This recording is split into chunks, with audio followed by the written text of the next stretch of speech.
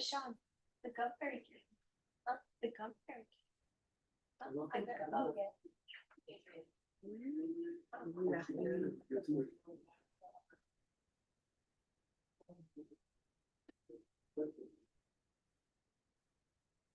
She needs to find the clerk.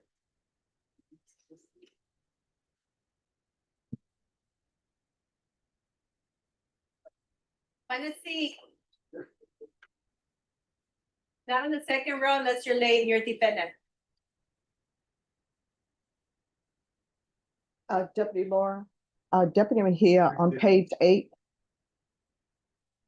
The last one, Mount Castle, Yes, ma'am. she's going to be sent back. Okay.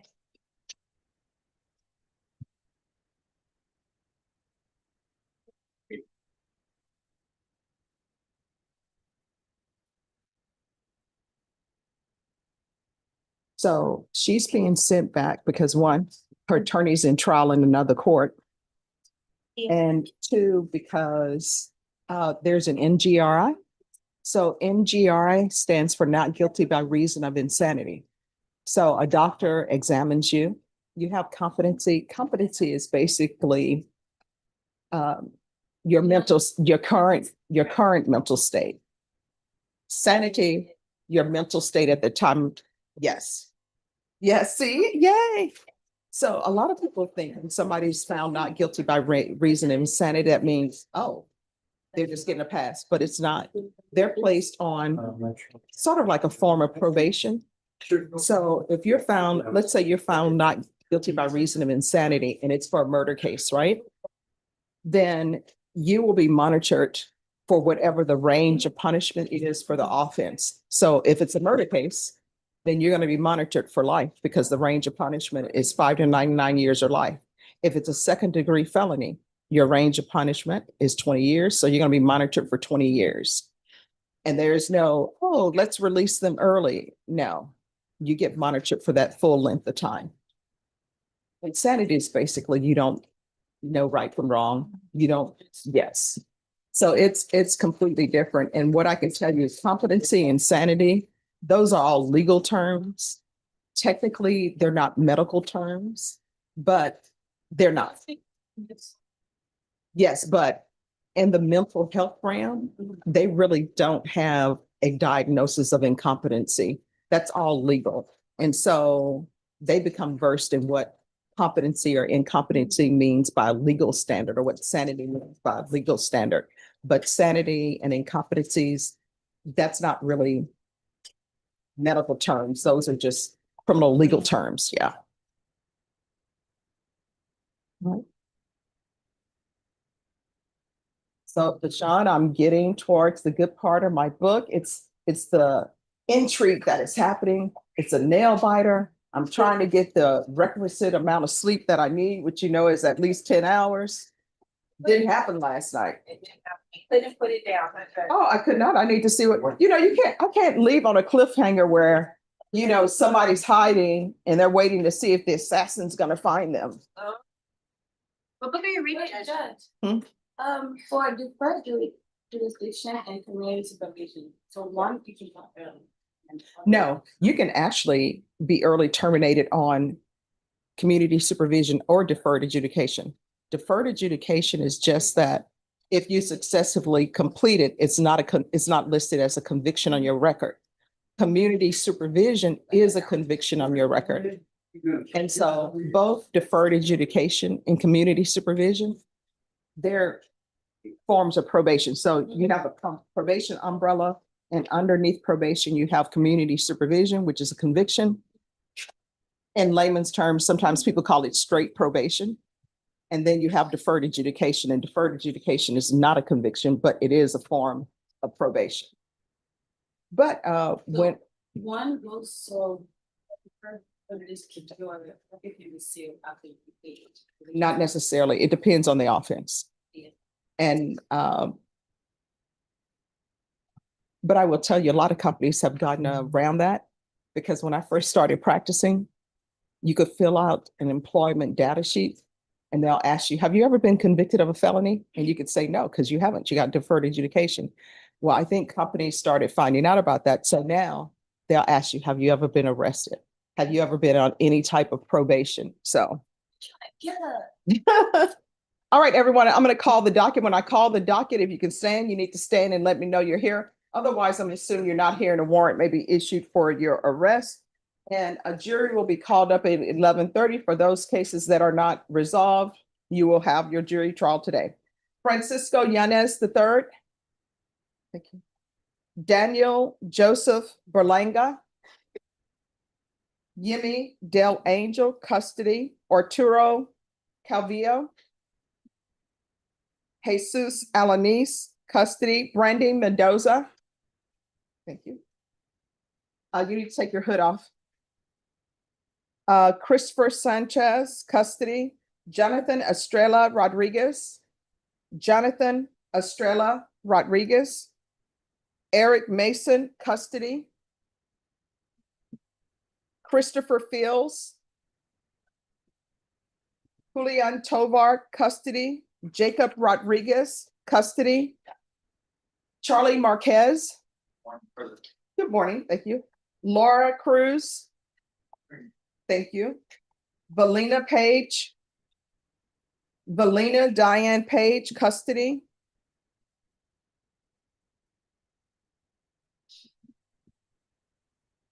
Abdul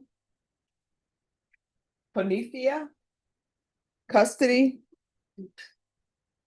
Terry Talent, custody. Dakota Dirk. Dakota Renee Dirk. Austin Rodriguez. Austin Ronald Rodriguez. Howard Johnson, custody. Christopher Sanchez, custody. Johnny Richard Gonzalez. That's all, I'm Lord. Thank you. Yes. Valerie Medina, custody. Israel Cortez, custody. Christine Mountcastle, custody. Manakita Barrera, custody. Johnny Gonzalez. Mary Inaosa, custody. Jason DeLeon. Gary Aragon. Gary Dean Aragon Jr.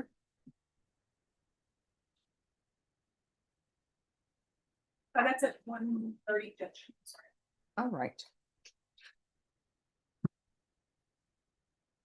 All right, is there anyone who's present and your name was not called? What is your name? Joshua Zamora. Do you know who your attorney is?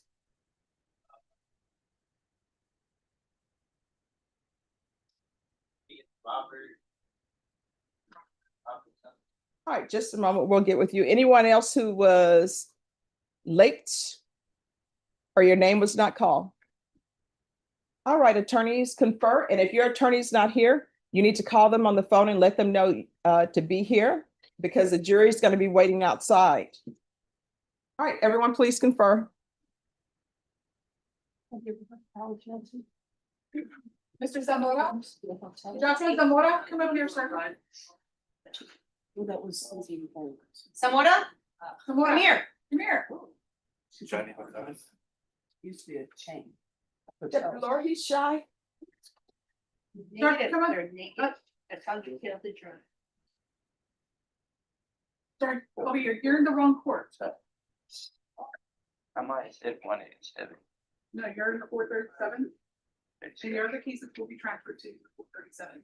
But you have a still a pending case in the 437. Your trial date is on December 11th. The 437. Easier. You picked up 3 other cases. Yeah, Those yeah. cases are going to be transferred to that. Okay, so do I go there now? No, you don't need to go there now. Proceed. You don't have to wait until, Yeah. December 11th. Okay, thank you. You're welcome.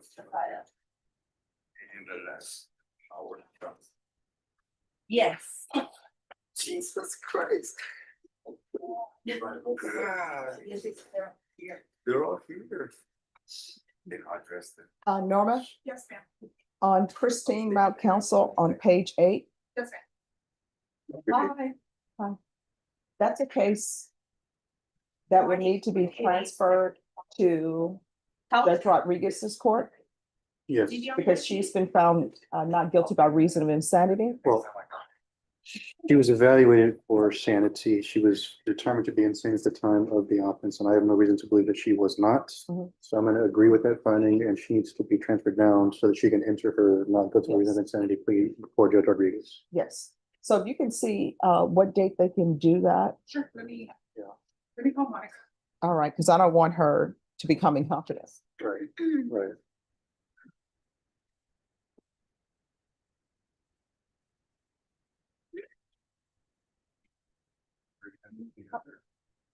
Whenever that happens. It's a judge call, so then- okay. Oh, go ahead.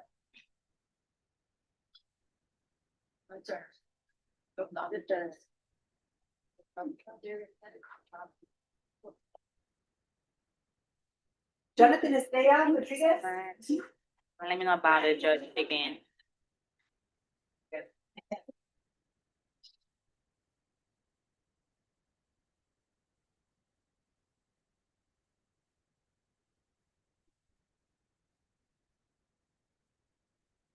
Jason Fidel.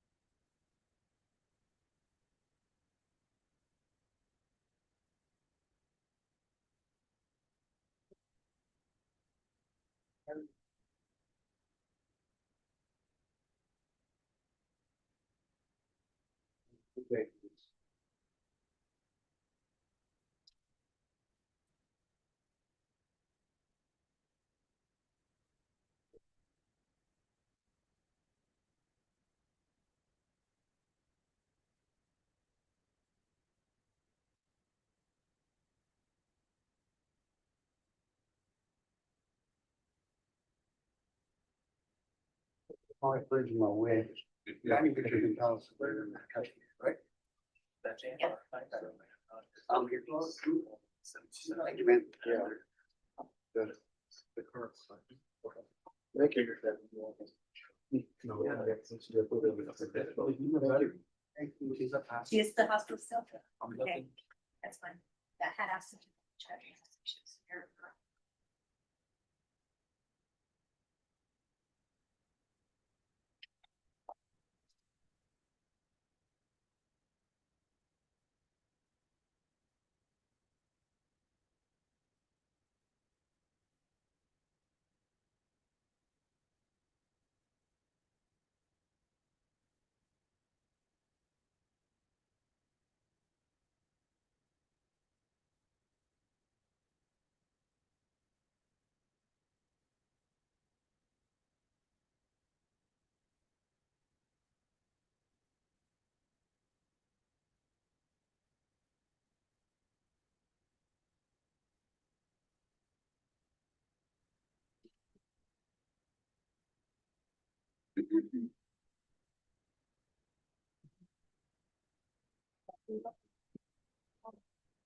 They didn't bring it.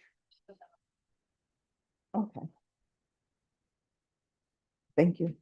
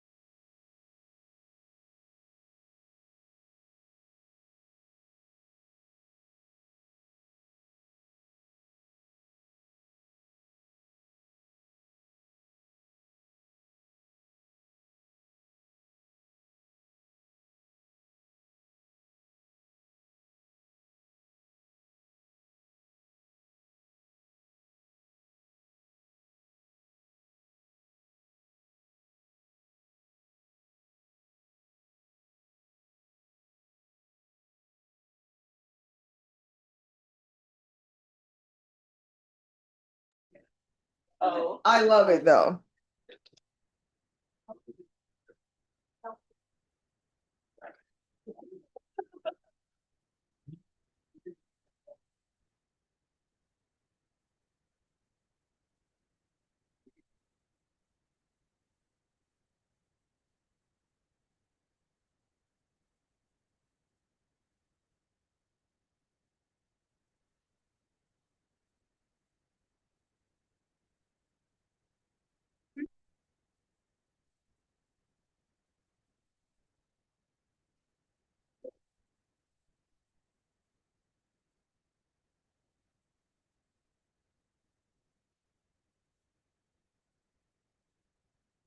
Where do you want to go?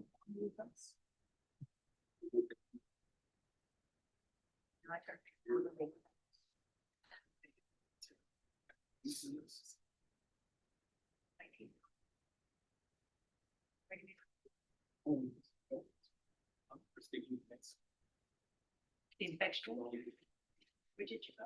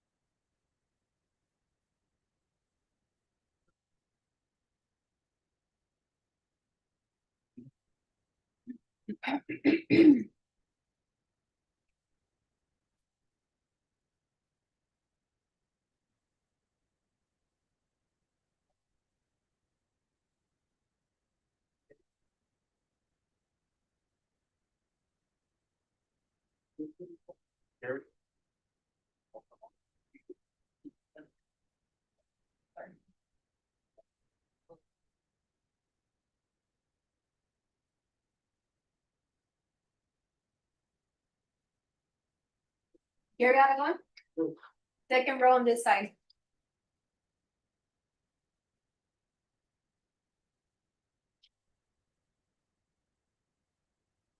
Pat. Is it for you? You're here for court? Yes. What's your name? Austin Rodriguez. Come up closer. Oscar Rodriguez. Oscar Rodriguez. Awesome.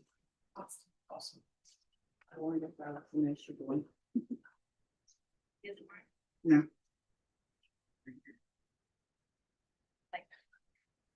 Austin Rodriguez, second row on that side by yourself.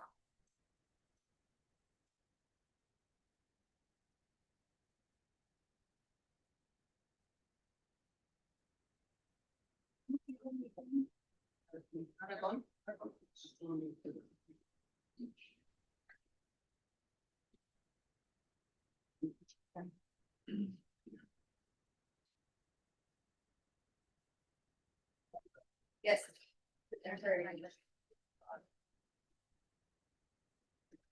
That's for these people. Not my turn. Start at 9.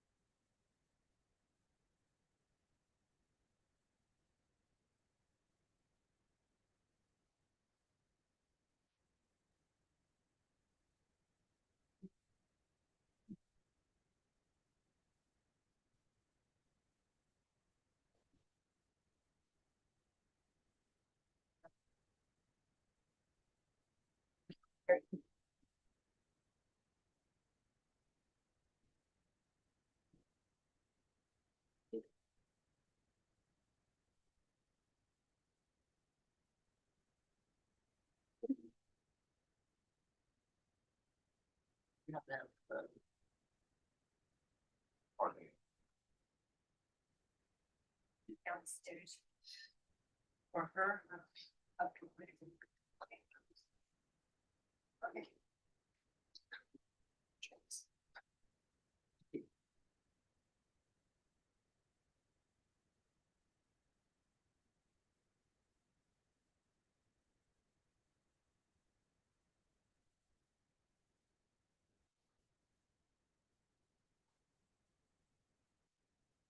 Yeah, just let me know when anyone's ready. Yes, sir. And Norma, you can make sure a jury's called up. Yes, ma'am. Coming up at 11:30. All right, thank you. 75.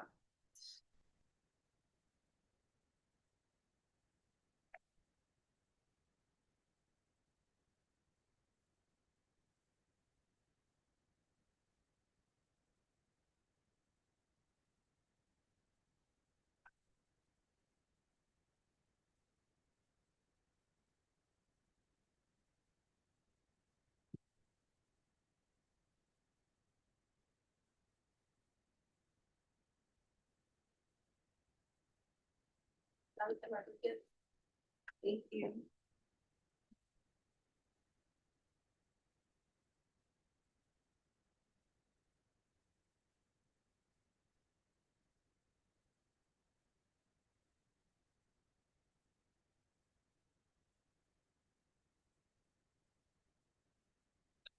Dakota Dirk.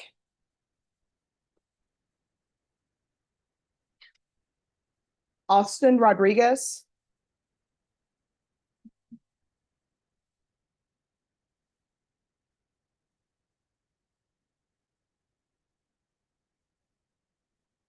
Gary Aragon.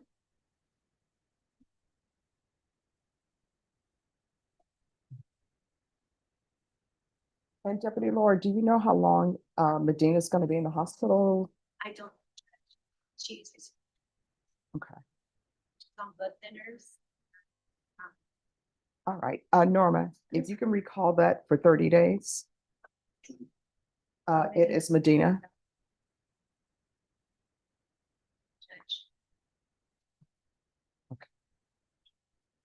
You can do December 4th. All right, let's do it December 4th.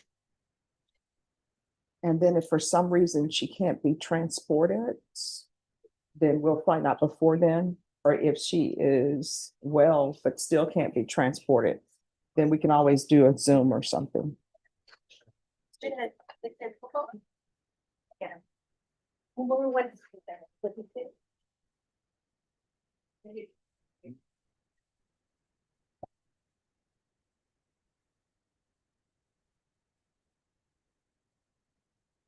Oh, and were you able to get a date for the, Not yet. She was gonna check. They were. okay, I defended back.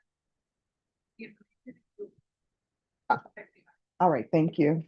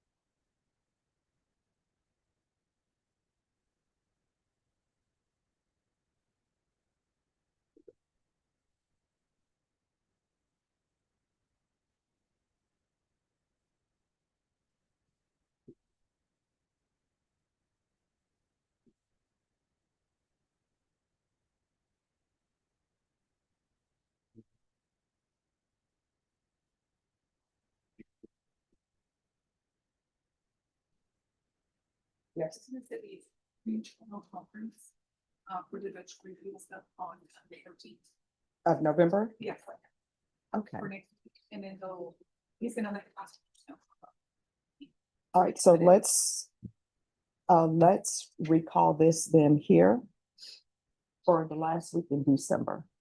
Summer meetings, Okay, yeah, and then we'll see. everything's. Because I just don't want them to, disappear. Yeah. Do it as a status conference. Yes.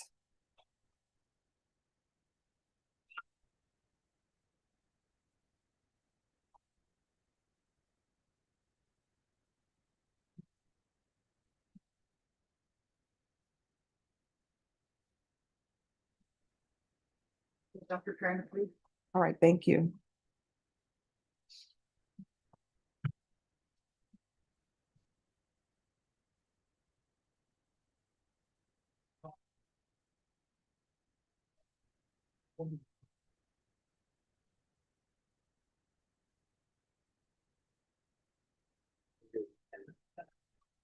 And who is the plea on?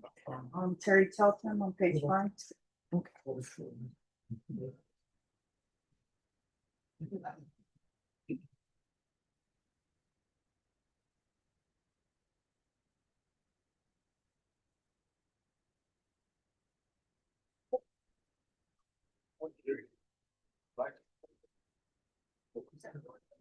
All right, and y'all, I'm gonna see if I can just type it in and not do it twice.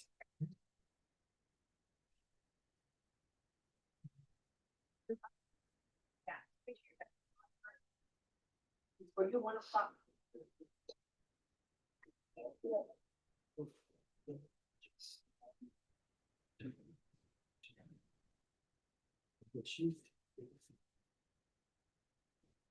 Oh, you have to. It's an MTR. Oh. Oh, and I'm gonna call that number today. Yeah, and see, the reason why I didn't is because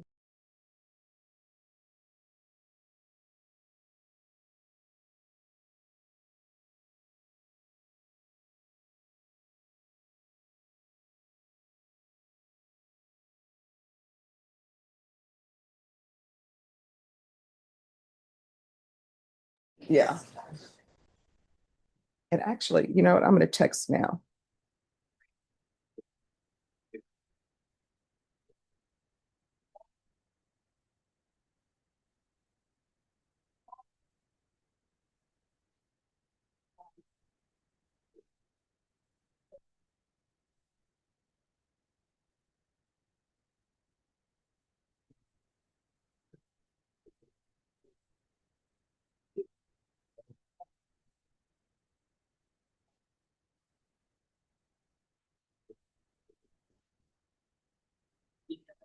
Let's see.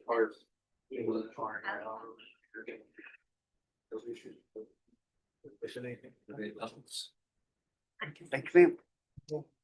You have permission?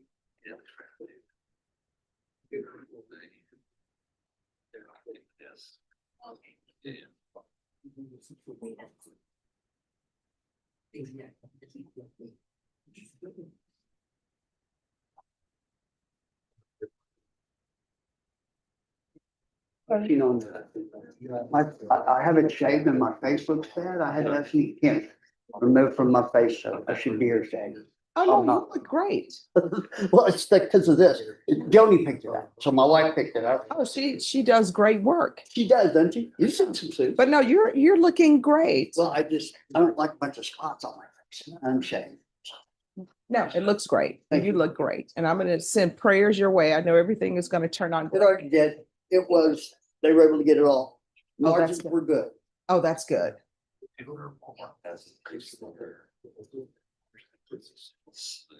Thank you. Big names. Oh, yeah, has he been sworn in? Right here, Judge, give me just a moment. Um.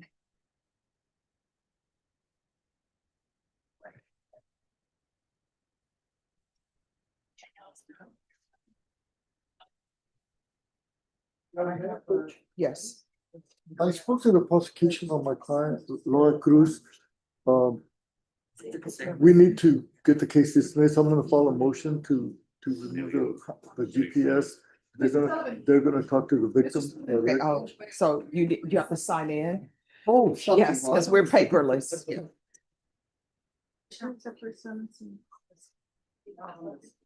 I put the wrong case in, I'm sorry. What are we here on? Unlawful possession. Here's what happened, here's what, when I looked at my dates for today, that one didn't fall on the regular list. So I'll So just need to put that with a different case number. Because this one, I'll write it up. this one here is the one that we have as the chair seat. Okay, so I need, but you need a, Mr. Broadback, we'll get with your client as soon as your client is sworn in, we'll take him up, okay? All right, I'm just waiting for them to swear him in. that's correct. I'll need to work that on the waiver. Well, here's, okay, so this is the thing about the tenants, and I'm gonna need some witnesses. Sean, can you be my witness? What about the tennis? No. So I was told it was on Mondays, Yes. but then somebody told me Thursdays. Thank you, ma'am. Monday. But I got a private lesson only for both of you. Okay, so when?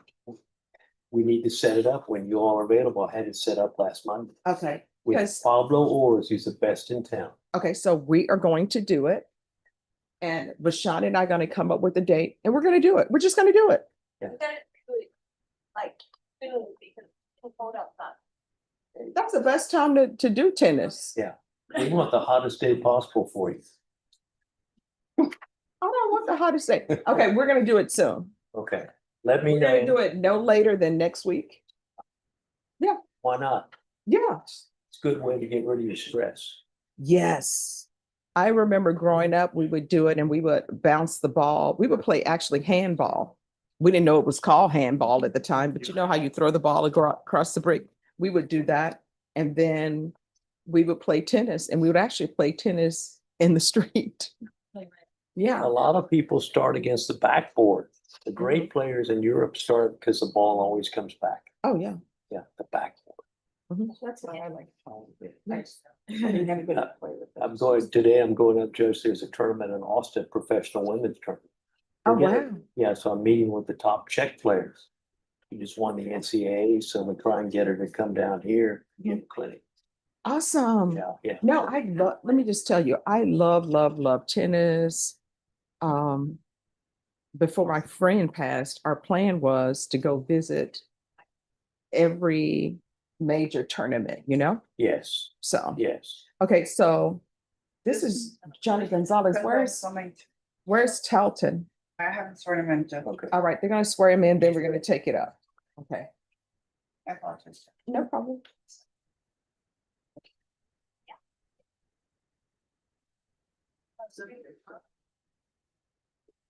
And then Keep going. let me find.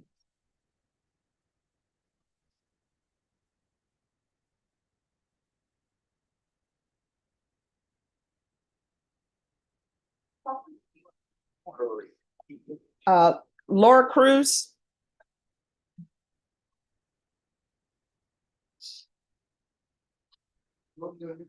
Yes, you're here and she's there.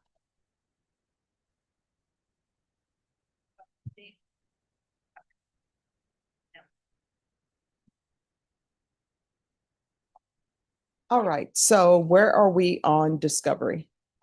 I believe he has. Okay. And were you able to tender an offer or no?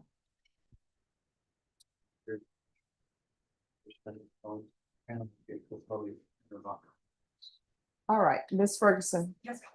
I need this recalled in 1 month. Yes. Continue. Early December, please. All right, we're gonna come back on December 4th. At that time, an offer will be tendered. And counsel, there's gonna be a quick turnaround for a plea deadline date. Okay, All right. So once you sign the reset form, you're excused. thank you. All right, thank you.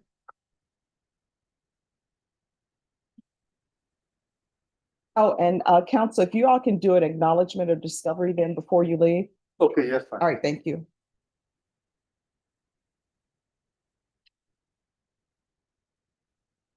Oh, that's the defense signing off saying that they've received everything that they're entitled to that's in the state's possession. Now, with an acknowledgement of discovery, what ends up happening is that's supposed to be what the state has currently. If new things come in or the state discovers new thing, they still have to turn that over. So sometimes you have an amended discovery because they've received new things. All right, Terry Talton. And after Terry Talton, it will be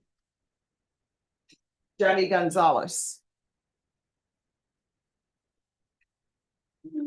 And probation, there's no application, is that No correct? application. Right, thank you. Yes, I did. Court is calling 2025 CR 011986, State versus Terry Talton. Can I have parties announced? Robert Bromont for Terry Talton. And are you Mr. Talton? Yes, ma'am. Counsel, have you received all discovery? Did you review it with your client? Yes, ma'am, I did. Court will find that the state is in compliance with discovery. Mr. Talton, did you review the true bill of indictment with your attorney? Did you understand it? Yes, ma'am. Counsel, do you waive the reading of the indictment? Yes, ma'am. State, are you proceeding on the indictment as presented? Yes, ma'am. Mr. Talton, did you review the court admonishments with your attorney? Did you understand it and sign it in all the appropriate places? Ma'am. You're charged with possession of a controlled substance, penalty group 1, less than 1 gram. That's a state jail felony. The range of punishment is anywhere from 180 days up to 2 years in the state jail facility and up to $10,000 fine. If you have a plea with the state, the court does not have to follow your plea. If for any reason the court does not follow your plea and gives you more than you bargained for, the fact that you entered a plea will not be used against you and you will be allowed to withdraw your plea. Did you understand? You have a right to jury trial, a right for you or your attorney to cross-examine and confront any witnesses the state would call, and the right to remain silent.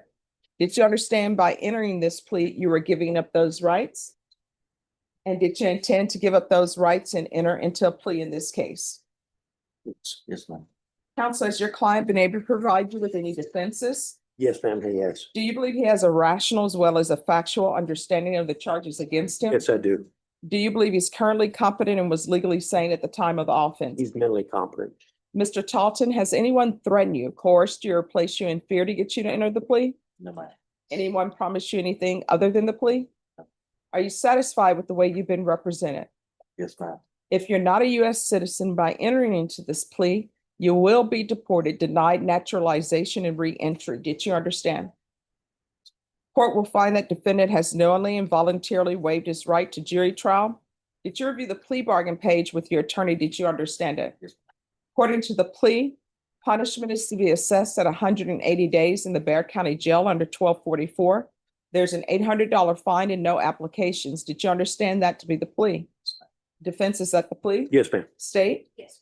Did you review the waiver of appeal paragraph with your attorney? Did you understand it and sign it in both places? By signing that, you're waiving your right to appeal. The only items that can be appealed are written pretrial motions that have been filed, heard, and ruled upon by the court. Did you understand? Yes, ma'am. Counsel, have there been any such motions? No, ma'am. Then to the offenses charged, how do you plead? Guilty, not guilty, or no contest? Good. State, any evidence? Yes, Your Honor. State offers States Exhibit 1 and 1 attached. No objection. Your All Honor. right, state, you may be excused. Did you review the waiver and stipulations with your attorney? Did you understand it and sign it in all the appropriate places? Yes. Again, did you understand you have a right to jury trial, a right for you or your attorney to cross-examine and confront any witnesses the state would call in, the right to remain silent? Yes, ma'am. Did you understand that today the state will be presenting evidence in the form of witnesses' statements and police reports, but most importantly, there'll be no live testimony? Did you understand? Court will find that defendant has knowingly and voluntarily waived and consented to stipulation of testimony and stipulations. Court will accept into evidence States Exhibits 1 and attachments and review the same.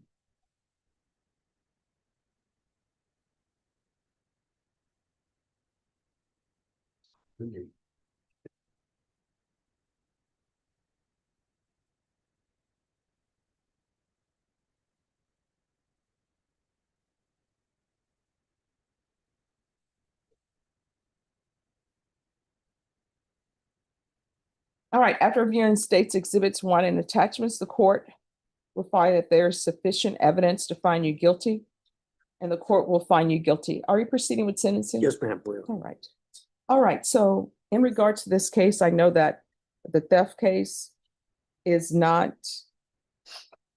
a misdemeanor. I guess it's a municipal court case. Yes, sir, there's no pending theft in our office. All right, okay, thank you. All right, is there anything you wish to say on behalf of your client? I think he'll do well. Needs to get back to work. All right. Then the court will find you guilty. The court will sentence you to $800 fine. Time and money will run concurrently. And the court will sentence you to 180 days in the Bear County Jail under 1244. Does he have adequate time or no? Yes, 112 days. 112 days. All right. So you'll receive credit for any time served. All right, did you review the document entitled Trial Court Certification of Defendant's Rights to Appeal with your attorney? Did you understand it and sign it? All right, because this is a plea bargain agreement, because I followed your plea bargain agreement, and because you waived your right to appeal, you do not have the court's permission to appeal. Because this is a felony conviction, you're not allowed to own or possess any weapons or ammunition. If you have a question over what a weapon or ammunition is, you'll need to speak to an attorney. Do you understand? Yes. All right, we can go off the record. So here's the thing. It appears that you may have a drug problem. If you do not take care of that, what's going to end up happening is you're going to be in and out of jail, maybe prison, or either somebody's going to have to identify your body because the last time you use may be the last time you use. The other thing, your attorney is telling me you have 112 days in. Usually people are like, well, why didn't she give me a judgment satisfied? Let me explain to you why I didn't say judgment satisfied on the record. I am not in charge of your receiving 2-for-1 or 3-for-1 at the jail. Right. Normally, if you're in general population, which means you're not causing any problems, for every day you spend in custody, the sheriff will give you credit for 2 days. If you're a trustee, which means you do work at the jail, maybe clean, maybe laundry or whatever, then the sheriff, instead of paying you money, they'll give you credit for every day you serve, you'll get credit for 3 days. I'm not in charge of that. So if they say that you are causing problems at the jail, they can take away your 2-for-1. Yes, ma'am. So the only thing I'm in charge of is I just sentence you to 180 days. You have to serve 180 days. How the sheriff is calculating that, that's how they calculate that. So I can't say you have a judgment satisfied because they're giving you credit for that, not me. You understand? All right, good luck to you. That means, I'll have to do like 2 more months. No, I'm not saying that. What I'm saying is I'm only giving you credit for the 112 days. Okay. If the sheriff is giving you credit for every 2 days that you're in or every 3 days that you're in, they will probably release you. Now, mind you, I can send a letter to them and say, I want this person to serve every day and not get 2-for-1 or 3-for-1. I can do that. But what I cannot do is I can't force them to give you 3-for-1 or 2-for-1. Yes. That's completely up to them. Yes, ma'am. Okay? All right, good luck to you. Thank you very much. You're welcome. Have a seat, sir. Thank you, Judge. Judge, your prosecutor did a good job. She was prompt, had the documents ready. I So, mean, that's the way it should go. oh, thank you so much. All right, who's here on Johnny Richard Gonzalez? Calling Mr. Gonzalez for president, ready? Okay.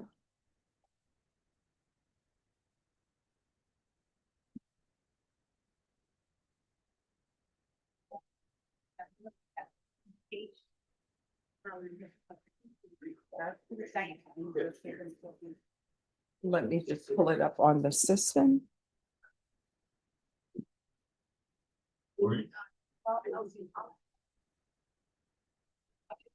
Kelton? You yell at me. All right. Court is calling 2025 CR 010295 State versus Johnny Richard Gonzalez. Can I have parties announced for the record? Mr. Sullivan for Ms. I'm sorry, for Mr. Gonzalez, Well, the opposite state. sorry. And are you Johnny Richard Gonzalez? All right, you entered a plea to count 1 and count 2. You entered a plea of guilty. The defense waived PSI and waived a TAP evaluation. According to the plea bargain agreement, the state was proceeding on counts 1 and 2. Punishment was to be assessed at a cap of 8 years in the prison. There's a $2,000 fine. The state is opposed to your application for deferred adjudication or community supervision.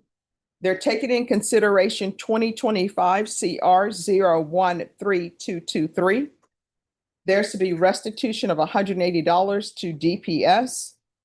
And there's to be restitution in AUS -2502 -02545. State, do you have any witnesses? Not that I'm aware of, Your Honor. Defense, any witnesses? No, Your Honor. All right.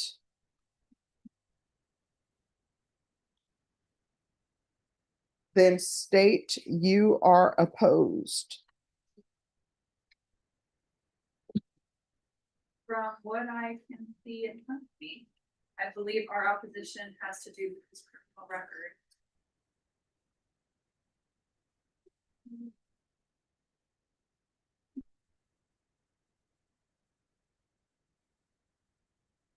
Going to hand it over to Dan.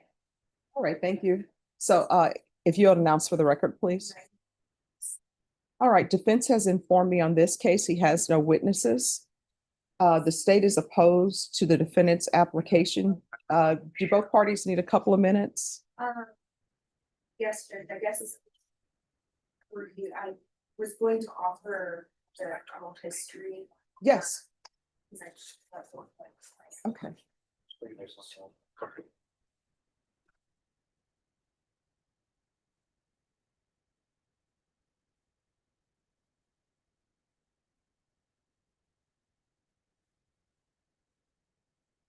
So this time to get our first one.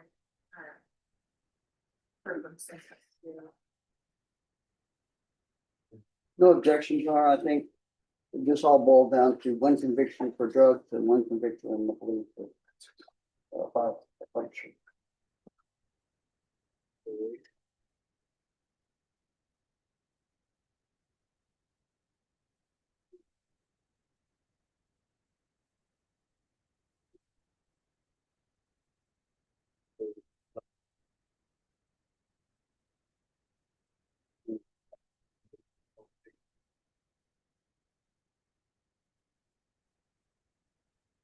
It's the problem. I'm comfortable.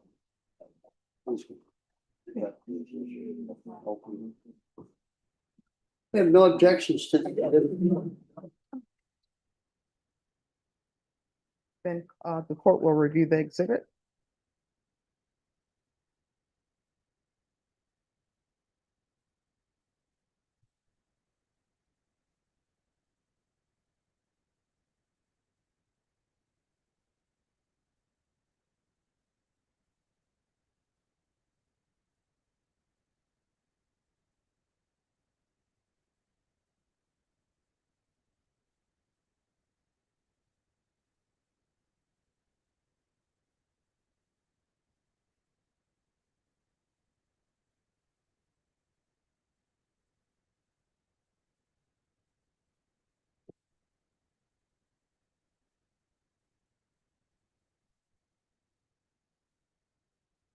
All right, defense, any witnesses or is just argument? Just argument, Your Honor. All right, you may proceed. Yes, ma'am. As I look at his history, he's got an issue and all of it seems to circle around drugs. The court did the thing I think that's helping him the most regardless of the sentence today, and that was he needed treatment.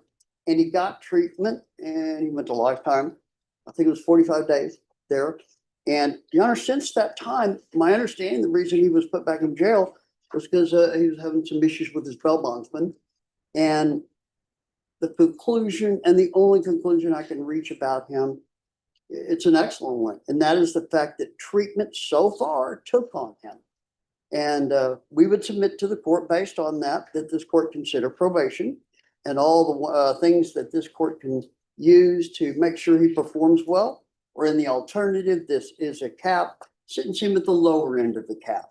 And once again, this is because from what I can tell, lifetime took. And I know he's got a lot more work to keep it working. He's gonna have to have a day-in-day life where you fight drugs, and there's a program out for them. He needs to make a meeting every day for the next 90 days, regardless if he's in jail or out of jail. Thank you, Your Honor.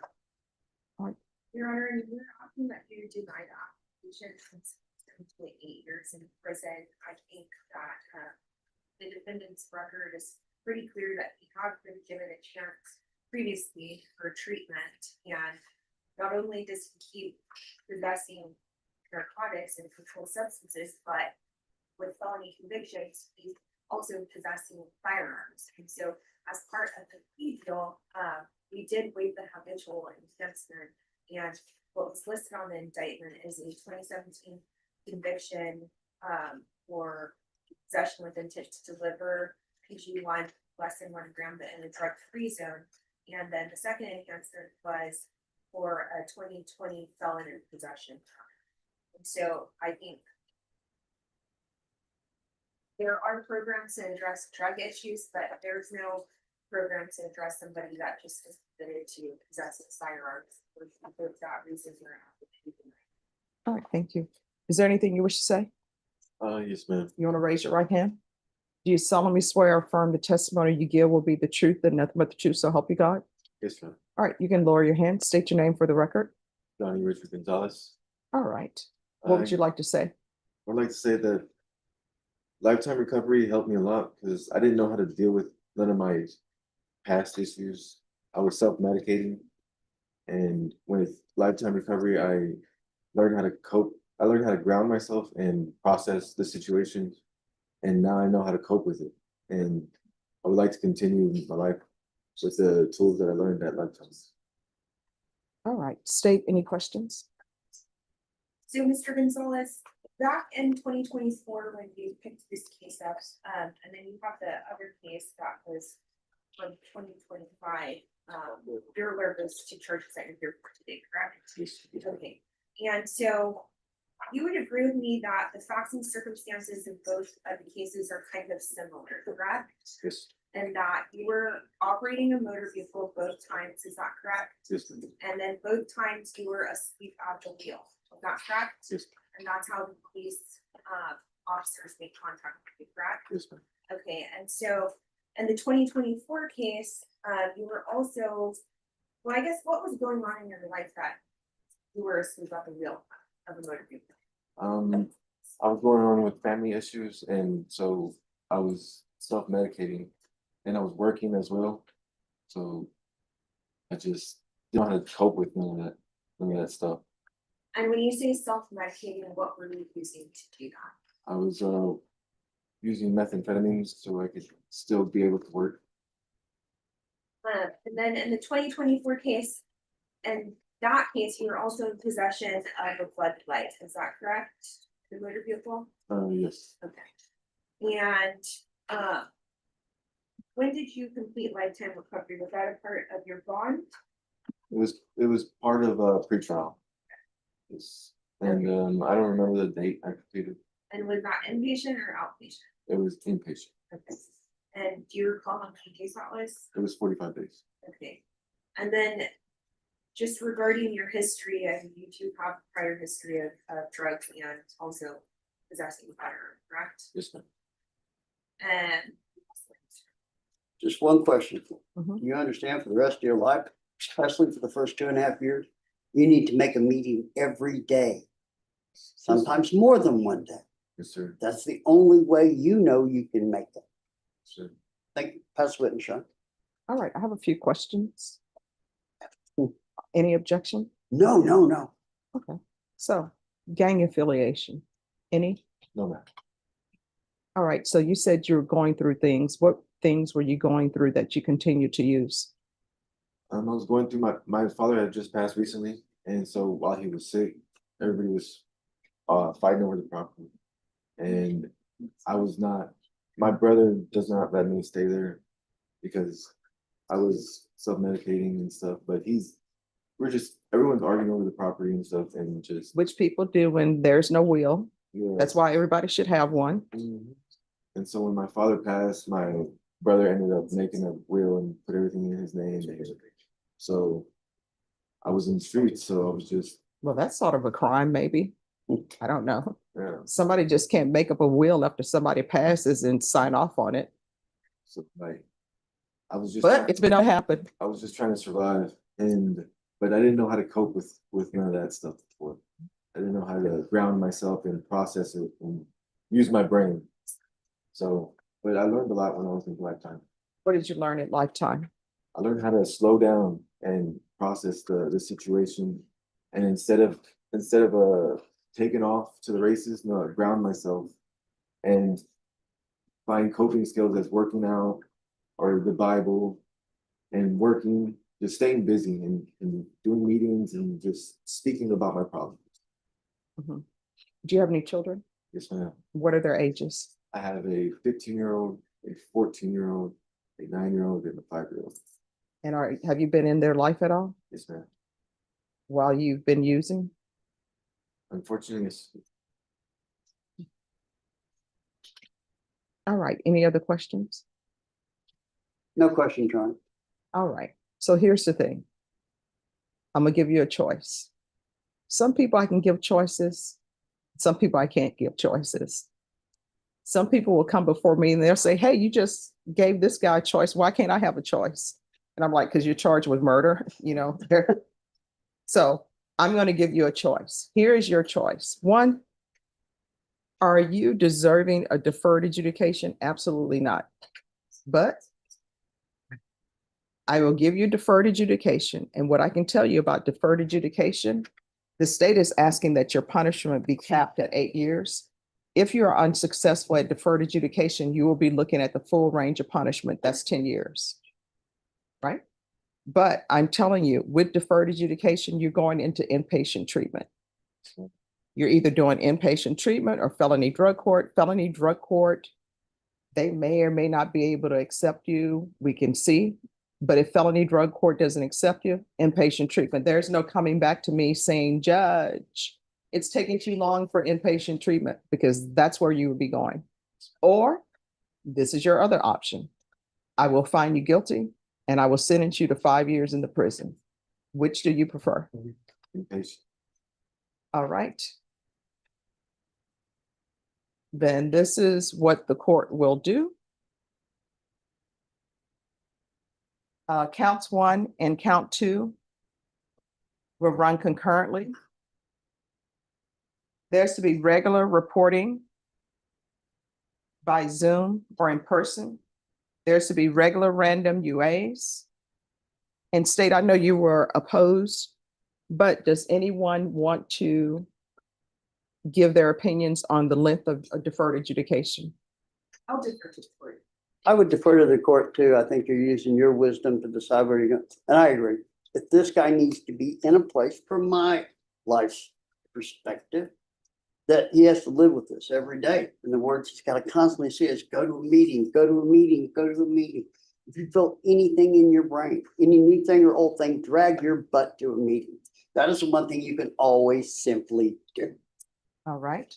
So there is to be 8 years deferred adjudication, proof of employment within 30 days of release.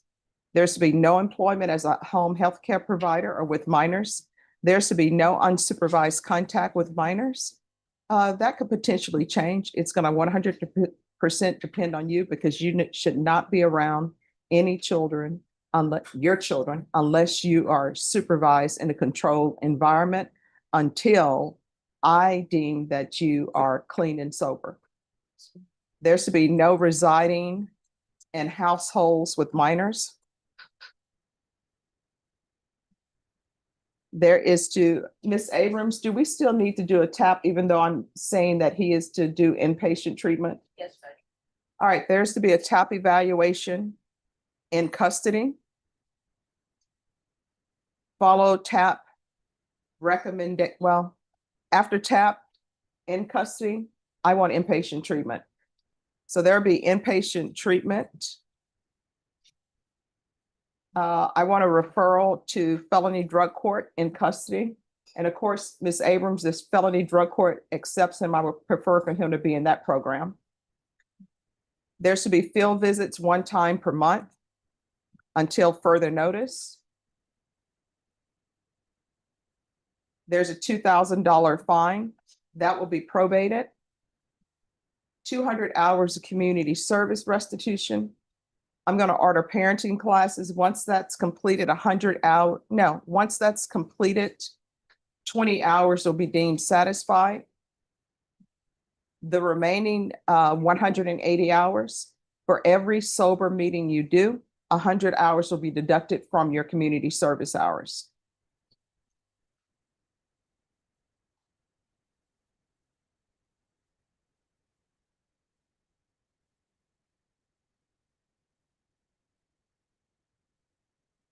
Take in consideration 2025 CR 013223. There's to be $180 restitution to DPS. State the cause number I guess this is AUS 2502 Yes, sir. 02545. Is that different from the DPS? That's just a reference number for the GPS, like Okay. reference for the restitution. All right, so there's $180 restitution to DPS with reference number AUS 2502 02545.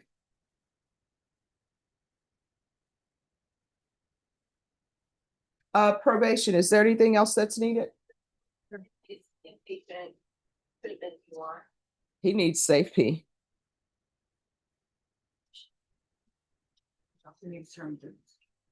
Oh, I said 8 years deferred. Okay, thank you. Is there anything else?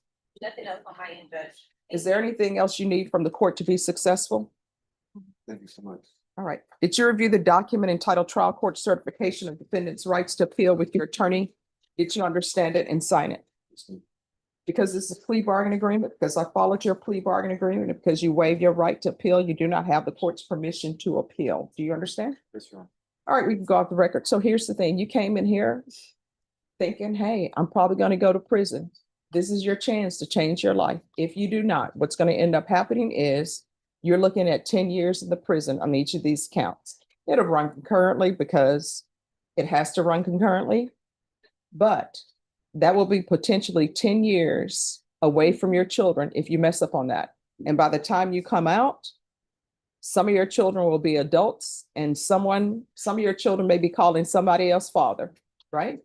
And if you don't want that, you need to change your life, because the last time you use may be the last time you use. You understand? And you now know, if you didn't know before, you're not allowed to possess any weapons. I know that sometimes people are going to go get drugs from certain places they shouldn't be getting drugs for, so they need protection. You can't do that. You're not allowed to carry a weapon. You're a felon. You understand? Is there anything else that you need from the court so that you can be successful on this probation? All right. So here's the thing. From here on out, everything that you do, you need to ask yourself, could this potentially result in me going to prison for 10 years? If the answer is yes, don't do it. If the answer is maybe, don't do it. And if you don't want to do it for yourself, then do it for your children. You should always do it for yourself. But if you don't think you're worth it, ask yourself, are your children worth it? You understand? And that whole conflict you have with your relatives, when you use, sometimes relatives get tired. It's like, we've invested this, we can't trust them anymore. So you're going to have to build up your reputation for trust and honesty with them again. You understand? All right, good luck to you. No, I don't have the, all right, thank you. All right, thank you. And do you need the number? Okay, thank you. That'd be excused, Your Honor. Yes, Thank you. Judge, yes. and to confirm, That was under clause number 25, CR 010295. Yes.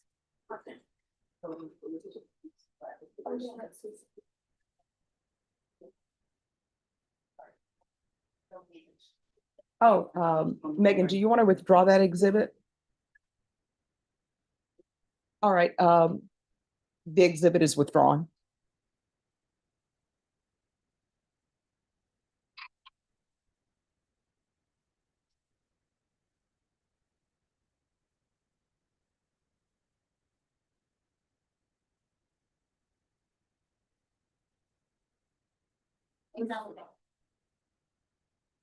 She's next to him.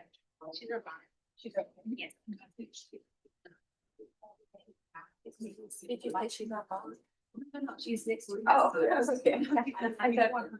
She's not bond. And then just had a bacon. Thanks.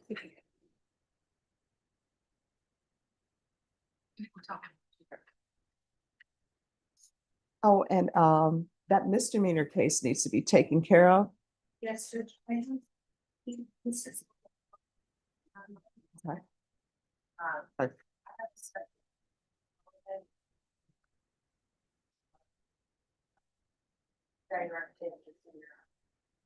All right, thank you. Mr. Gonzalez? You're going to be in limbo for a little bit until that misdemeanor case is taken care of. So your attorney, your defense attorney needs to take care of that. I have no jurisdiction over that.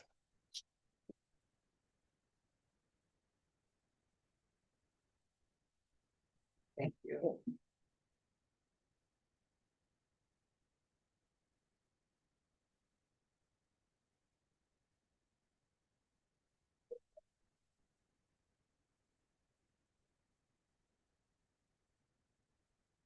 Do you have someone else who's ready? Yes, Judge, on page 4, first and fourth one, Charlie Marcus. Hello, hi. Do you have something? The best kind of thing to do. Oh, wow. How's it going? Judge Boyd, this is Chris. He's my assistant. Nice to meet you. He is gonna be starting law school hopefully in the fall, so Oh, awesome. yes, he's wonderful and I'm excited. It would be great. Okay. I'm trying to suck him into criminal law, whether he Well, wants you it or should, not. okay, criminal law is the best. Art acquisitions is where the exciting part is. Yeah. But you know what I always tell everybody? Criminal law is great. It's very rewarding. It was always my passion. Mhm. But if you want to, if you're thinking, hey, I'm gonna be a multimillionaire, you're not, this is not happening in criminal law. Maybe 1 million. No, Yes. not really. But it's a lot of fun, but I have to tell my mom, because she'll ask me sometimes, because all the law shows you see, everybody's super wealthy. I grew up watching Perry Mason. Perry Mason is the reason why I became a defense Really? attorney. But if you look at the old black and white of Perry Mason, which is the one I prefer, I think he was in Los Angeles, but he's in this huge building on the penthouse floor. And he has his huge office. He has a secretary. His secretary has an assistant. He has Paul Drake as his private investigator who has his own office. And Paul Drake has people running. You can do that. They always wear the nicest suits also. I think like Atticus Finch though, I think of To Kill a Mockingbird, like the small town lawyer, Mhm. that noble guy, just like. Okay, but here's the thing. The person he's talking about had a 2-story home with a wraparound porch. Oh, that's So- exciting. And a small southern town, that's a little questionable. Yeah, so he had all of that, and then Paul Drake had his own investigators underneath him. Oh, And then Perry would just have people, he's like, oh, hey, Paul, we need to find out this person. Oh, he's in Nevada. I have some people there. I'll send them there on planes. And even Matlock's Same. fee, I never see him get paid, but his fee was $100,000 for every case. Really? So were you paid $100,000 for this? You know what? I'm about to turn in my voucher and we'll see. My kids gotta eat more. That's They fair. really gotta. I made a We gotta figure terrible this out. joke to Chris that I took an extra case that we could be able to pay him. He did not think that was funny. But Bologna. we do not joke Bologna about sandwiches again. Oh, yeah. ramen and stuff. But good seeing you. Yes, it's a pleasure. Thank you. Thank you. Have Have a good a one. great day, guys. Thank you. Bye.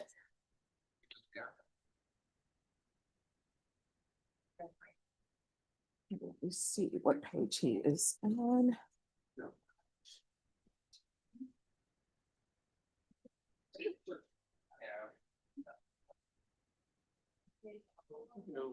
Yes. This is page 4, first and fourth one. Charlie Marcus. Carly Marquez.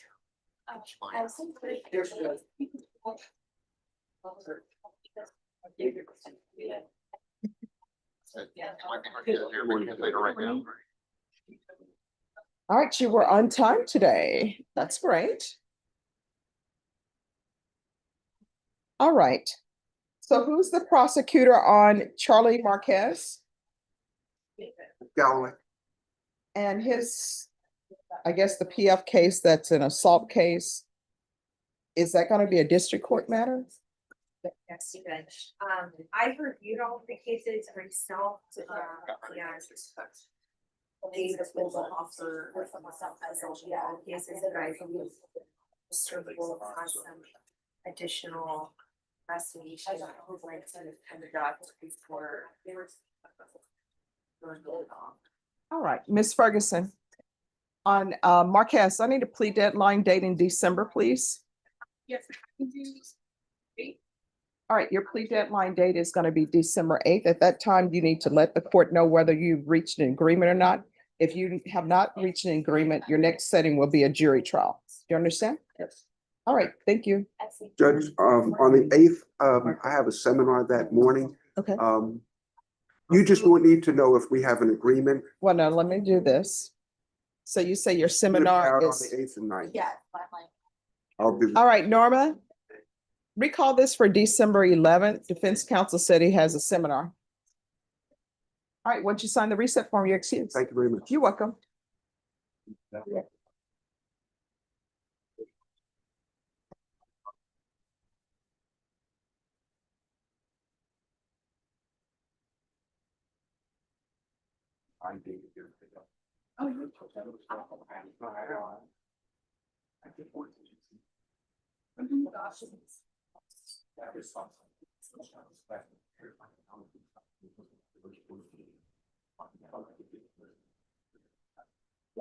All right, who's ready? It's just so you know, the dismissal case that was on page 3. Yes, thank you. And now, page 5, third one down, Abdul. Yeah. All right, thank you.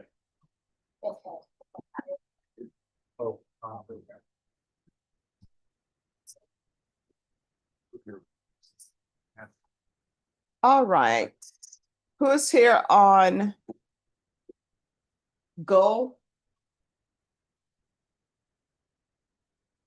All right, if you have your client come down, please. Hi. Good morning.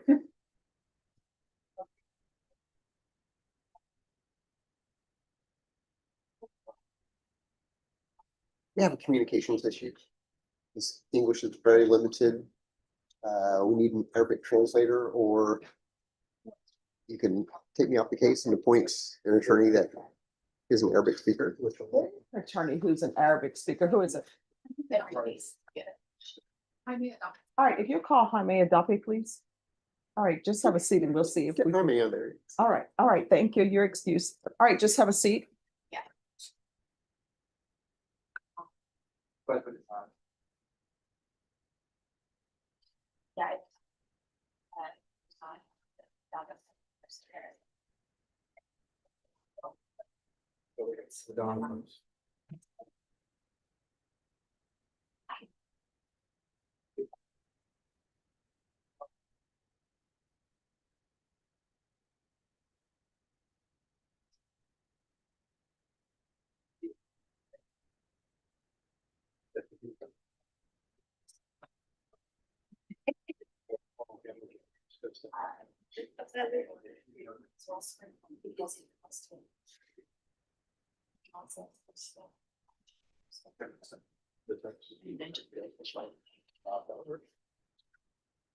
All right, anyone else ready? Nobody right now. All right, thank you.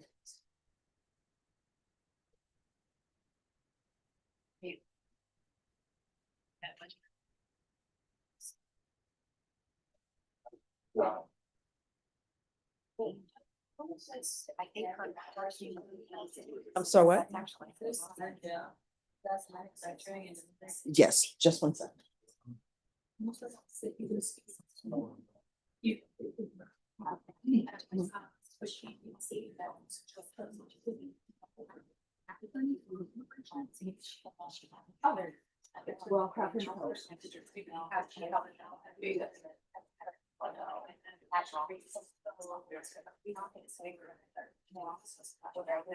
David?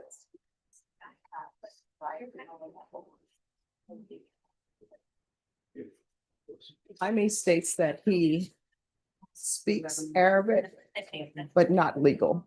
So there is an attorney with the MAC who speaks Arabic. Okay. And so they'll come down and help you. All right, thank you.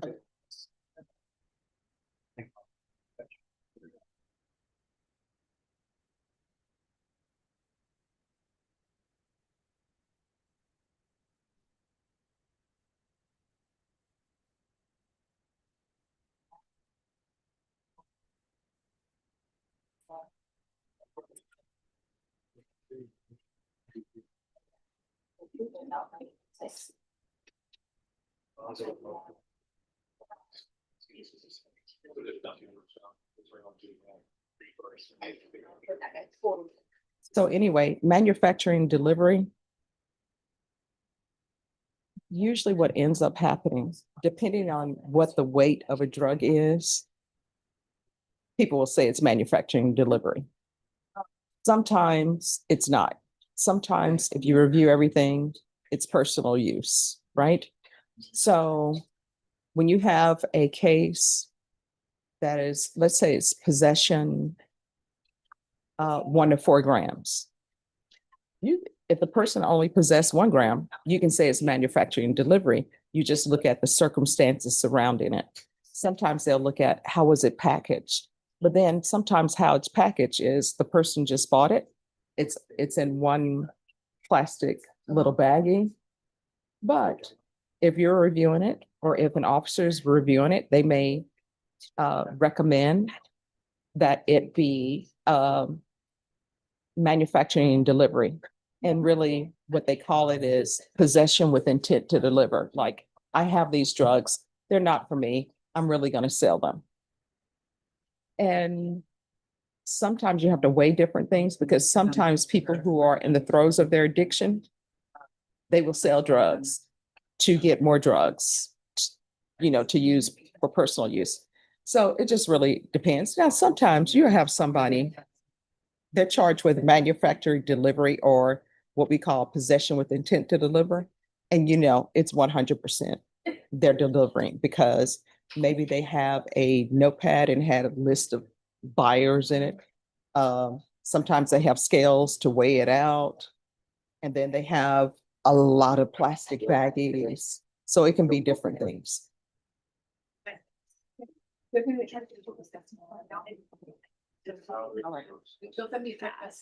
All right, thank you. All right, anyone else ready? Page 4, third one down. Valena page. Valena Page. Okay. Oh, if you'll come up, please, miss.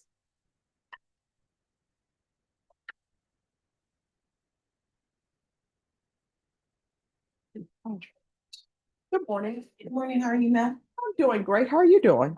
Fine. Okay, let me see what's happening in Odyssey. All right, so on this case, where are we on discovery? I'm still missing some body cams. I'm gonna bring him a USB. I'm gonna bring the state a USB. Okay, There are footage that it is too big, it's perfect. So I'll download them onto this.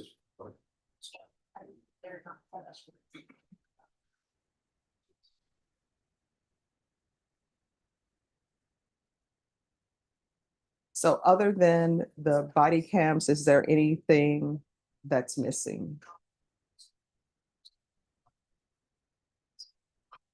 Okay. I don't know at this time, Your Honor. I don't believe there is, but I'll have to review it All right. again. Ms. Ferguson, Yes. I need a 30-day reset. And state at that time, you'll need to be prepared to tender an offer. We have an offer, good. Ah, okay. Then Norma, set this for a plea deadline date the last week we're here in December. Yes, sir. I can do. All right, so we'll be back on December 15th. At that time, you need to let me know whether or not you've reached an agreement with the state. If you have not reached an agreement, then your next setting is going to be a jury trial and it'll be sometime in the new year. Yes, All right, do you have any questions about anything? no, ma'am. All right, thank you. Thank you. Yes.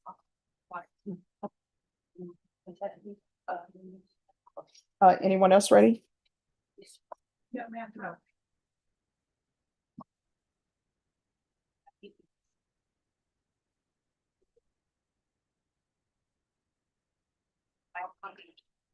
Thanks, Peters.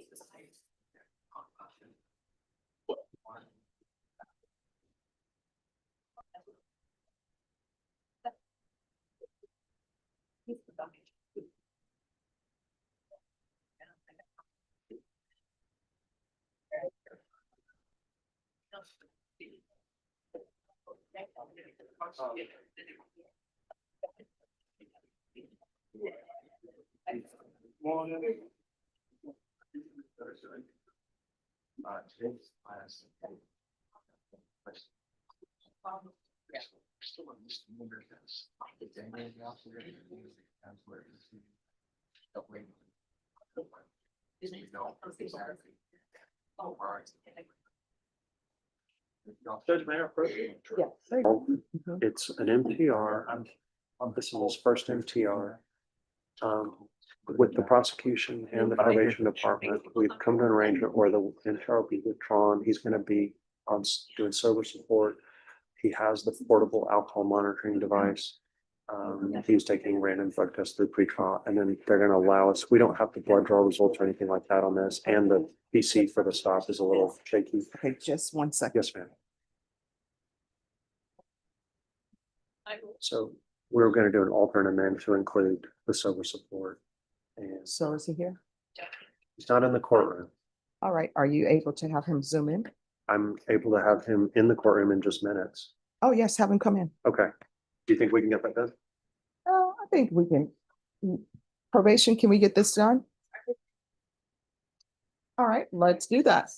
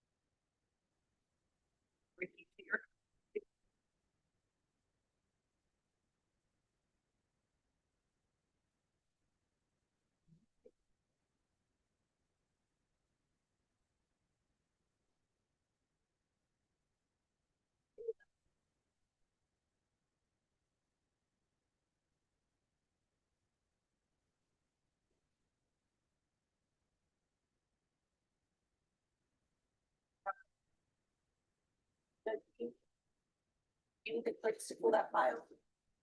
No, because we're going paperless, so.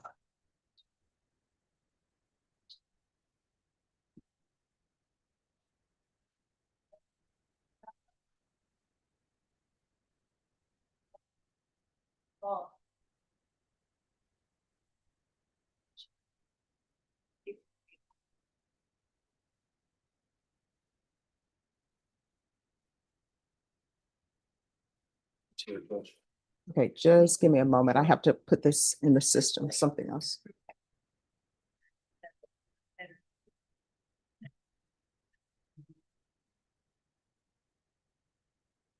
We don't need to approach with this now, and Yeah, because they don't have anything. we want to amend conditions. Okay.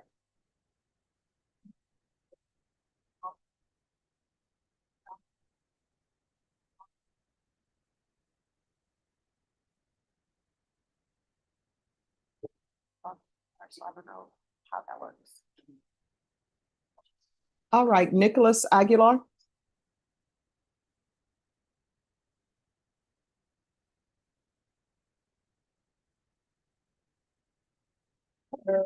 Morning. All right, so you're not doing well on probation, right? I had a hiccup, yes. Well, people can call them hiccups, but this is what I want to tell you. What you're on probation for, you're looking at potentially 20 years in the prison, right? So in this court, your attorney will tell you, in order to be successful on probation, communication is key. And the conditions I give people, they're all designed so that they can help them be rehabilitated, and I don't have to see them anymore unless they're coming back to tell me, hey, I've done great. Will you let me off of probation early? You understand? I understand, Your Honor, yes. So my understanding is that with the motion to revoke, the state you're withdrawing it, Yes, Judge. going to withdraw and after discussing with defense, we wanted to alter an amend condition as well. To add intensive outpatient as well as civil support reviews 3 times per. So are you currently taking sober support meetings? I go to Club 12 once a week on Sunday currently. And is that working for you? Here's the thing. I'm inclined to sign the motion to withdraw the MTR. But in order for me to do that, and this is why I wanted to talk to you, and I'd like to talk to people, you've got to figure out, because I can't do meetings for you, you got to figure out what you need to remain clean and sober. I think more meetings will help, Your Honor. More meetings? Yes. So how many meetings do you think you need per week? 2 to 3, I think will be okay. All right. So probation on this one, I'll alternate amend conditions to include IOP. And counsel, it's not recommended at this time, but I am going to let him talk to the people at felony drug court, because they may give him some ideas to help him maintain his sobriety, or he may talk to them and decide that he wants to be in felony drug court. So I want him to, do I still need to do that as a referral? All right, so I'm going to do a referral to felony drug court, but it's really for him to get educational awareness. Thank you, Judge. So it'll be a referral to felony drug court, and you're going to do sober support meetings 2 times per week until further notice. If you feel you need more than that, then that's on you to do more. But you need to do a minimum of 2. And the reason why I'm saying that you have to do that, because I was going to do 1 per week, but you're telling me what you need, and what you need is 2 to 3 times per week. So it's going to be 2 sober support meetings per week at a minimum, alternate amend to intensive outpatient treatment, and a referral to felony drug court. If felony drug court is a better fit for you, and you know yourself better than I do, then I'm going to recommend that you choose felony drug court. You understand? I do. All right. Is there anything else? No, thank you so much. Thank you, Your Honor. Really appreciate. Oh, and we need to withdraw the warrant. Oh, I will take care of that. Perfect. Thank you, All right, Judge. thank you. I appreciate it. All right. Judge, who is this? Oh, I'm gonna give you the docket. Just give me a moment. Here you are. Yes. Sorry. Sorry to get the warrant taken care of.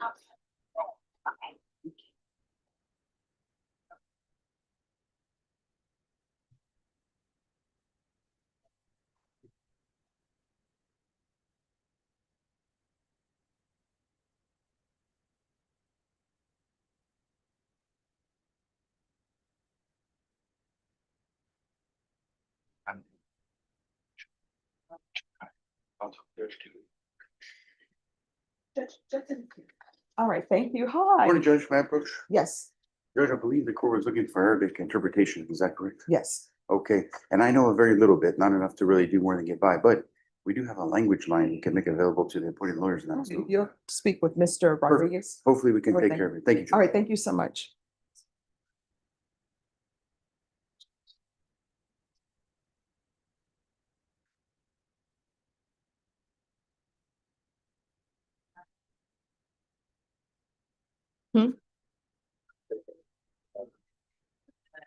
Oh, no, we will always find a translator. There is no, we can't find a translator, because you must find a translator, because all of these documents are in English.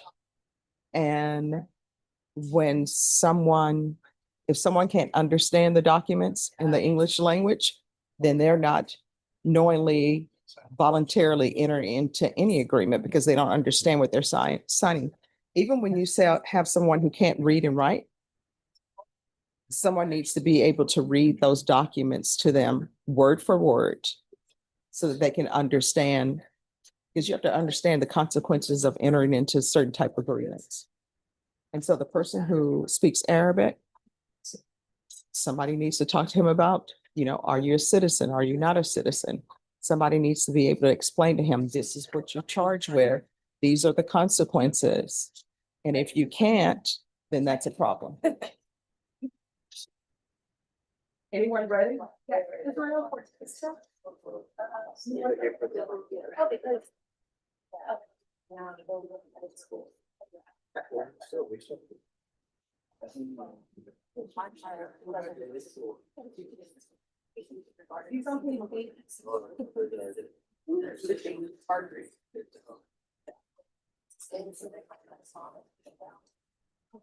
There you are.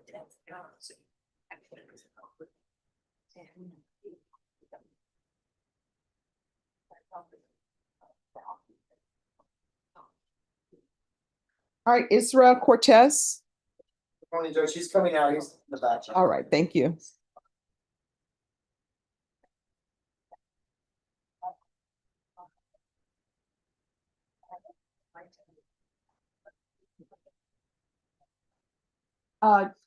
Mr. Cabanas, That's right. on Israel Cortez, I know they're bringing him out. Do you have an update on the competency and sanity?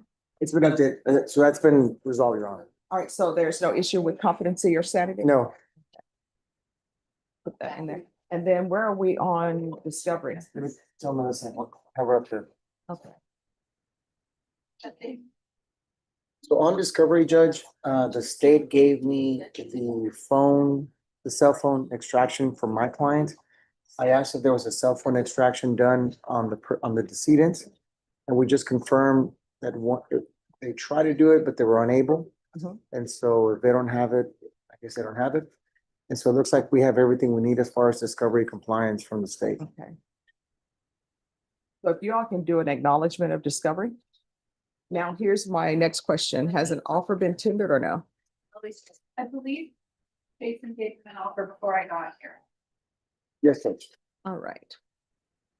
So we can do a plea deadline date for late December. Okay. All right, Ms. Ferguson, if you can do a plea deadline date on this one for the last date in December, I can do the 15th. is that good for you? Yes, Your Honor. All right, so plea deadline date will be December 15th, and if you all can get the acknowledgement of discovery from me. Yes, Your Honor. And I think they brought your client out. Okay. Israel Cortez? He's here, Judge. Oh, okay, I didn't see him. Oh, just have a seat, sir.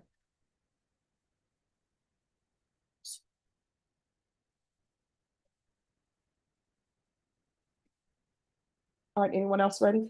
I'm not. I'm waiting. And sure, in second judge.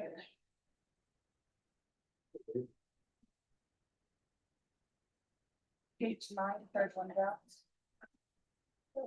I'm not sure. Angelica, Marie Angelica Ineosa? Who's the attorney? Are you all ready to proceed? We are ready.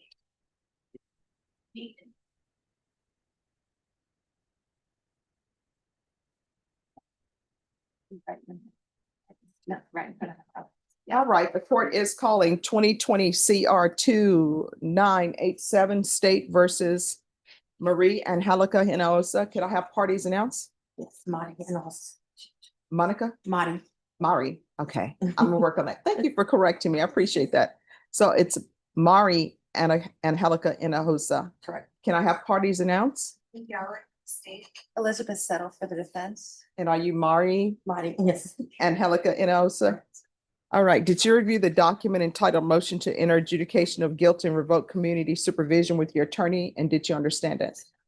Are you the same Mari Angelica Ineosa who was placed on deferred adjudication in 2020 CR 2987 for the offense of possession of a controlled substance, penalty group 1 gram to 4 grams on March 2nd, 2022 for a period of 2 years and extended for a total of 2 years? Is that you? Yes, ma'am. All right, state.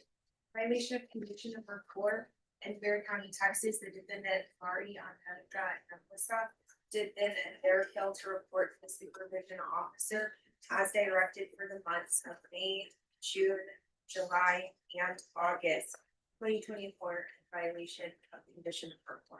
How do you plead to that, true or not true? That's true. We would have been there. Any objection? No objection. Did you understand by pleading true to violation of condition number 4, the court can find it true, grant the motion, find you guilty and sentence you up to 10 years in the prison and up to $10,000 fine? Knowing that, do you still wish to plead true to violation of condition number 4? Court will find violation of condition number 4 true. Is there a proposed agreement? There is no, the state is.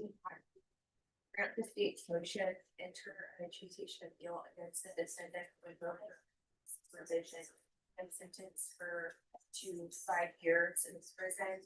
The reason that the state is asking for that is the defendant over the NTR. She's been a large adjudication since 2022. And had 2 prior NTRs, one that was resolved in 2022 where the court added sufficient to help her with her reporting issue back then, and then one that was resolved in 2023 where she was ordered to status. Now, I will concede it does look like she just successfully completed status. However, she did not follow through with the aftercare and then just basically absconded from the jurisdiction of the court. And for those reasons, we're asking for Judge, I'm asking that you follow what probation's recommendation was in the court summary. Extend her for 1 year with GPS and ISP supervision for the duration of her probation.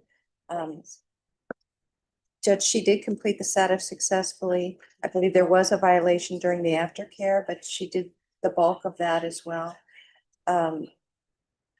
Judge, she does have a job. She would have a job when she gets out.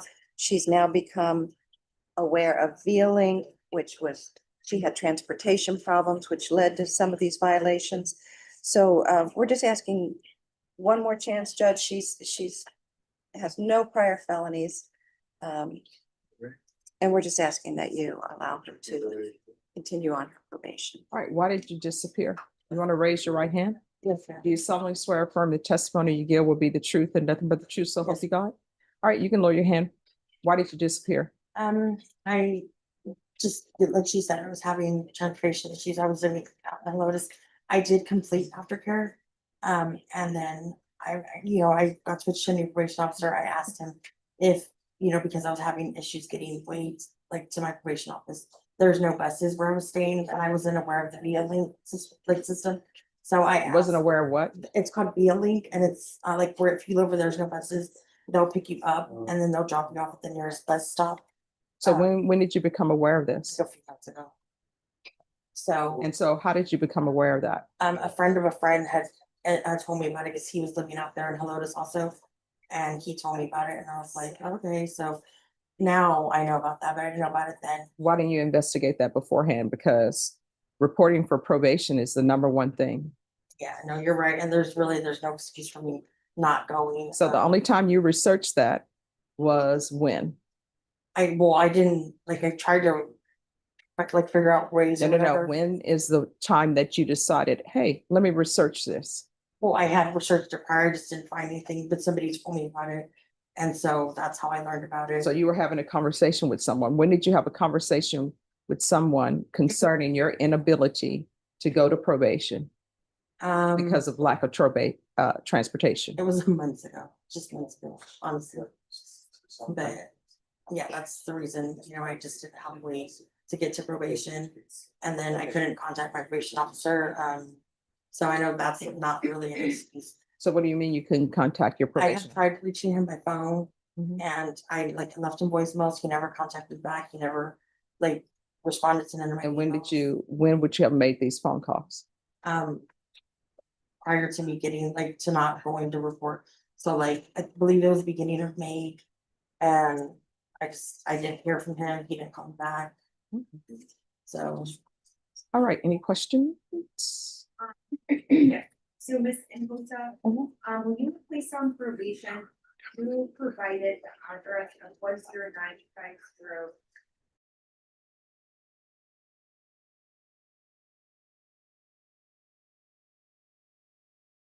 Okay, and are you still living at that address of the computer place as visitors? Okay, and so probation says that they went out to make or attempt to make contact with you for your failing to report certain in 2024. What explanation do you have for looking on you? I'm not sure, I had gave my probation officer, I believe it was a copy of one of the bills from, it wasn't in my name, but it was the bill for my friend who I was staying with, and so I'm not sure why they weren't able to get a hold of me there, because I mean, that's where I'd been staying up until I got arrested. Okay, and you were arrested on October 20th or October 15th or 16th of 2026. That's it. 16th, yes, sir. That's correct. Mhm. Okay, and basically, that's the only reason that you're before the court today is so you were arrested for the offenses of criminal trespass and criminal possession, correct?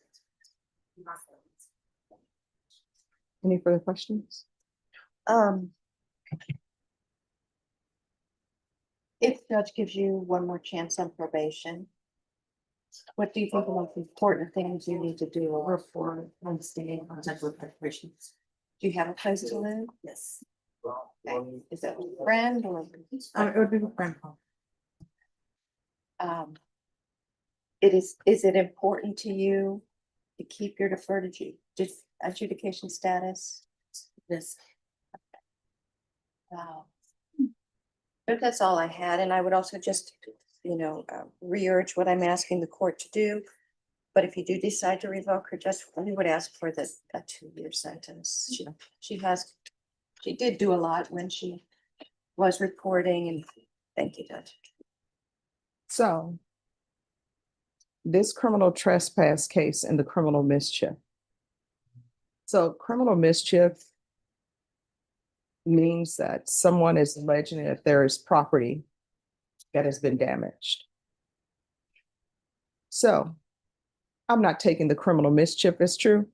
I'm not taking the criminal trespass as true. But was she arrested at the location of the alleged criminal trespass and the alleged criminal mischief? Yes, Judge. Yes, sir. How far was that away from your house?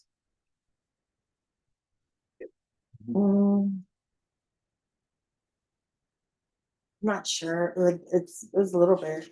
Did you walk? No, a friend picked me up like real late at night, and because I had nowhere to go at that time, and so I finally got hold of a friend who picked me up. And See, here's the thing. If it's important, you're supposed to treat it like it's important. You can find a friend to go pick you up, allegedly commit a criminal mischief and criminal trespass, but you can't find a friend to take you to meet with your probation officer. I just don't think that you're appropriate for probation. This is not the first time there's been a motion to revoke has been filed against you. You were aware of what you needed to do to be in compliance. You were only supposed to be on deferred adjudication for 2 years, but then it had to be extended because you were not doing what you were supposed to be doing. You were not following the rules. So I just don't think you're a good candidate for probation, and I'm not going to continue you. So the court is going to find you guilty, revoke. There's to be no residing in household with minors. There's to be no unsupervised contact with minors. Give you credit for any time served. I'll request the therapeutic community for her. Credit for any time served that's successful completion of inpatient treatment. And the court will sentence you to 5 years in the prison. Did you review the document entitled Trial Court Certification of Defendant's Rights to Appeal with your attorney? Did you understand it and sign it? yes, ma'am. All right, you have a limited right to appeal. That right to appeal is as it relates to the allegation and the motion, not the fact that you are on deferred adjudication. Because this is a felony conviction, you're not allowed to own or possess any weapons or ammunition. If you have a question over what that is, you'll need to speak to an attorney. Do you understand? Okay, yes, ma'am. All right, good luck to you. Okay, thank You're you. welcome. Yes.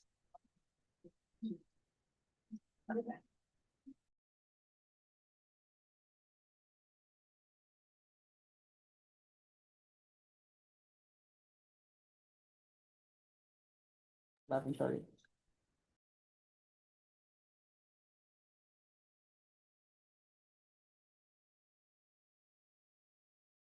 All right. All right, thank you. And let me find. All right, Gul, You want them up? yes.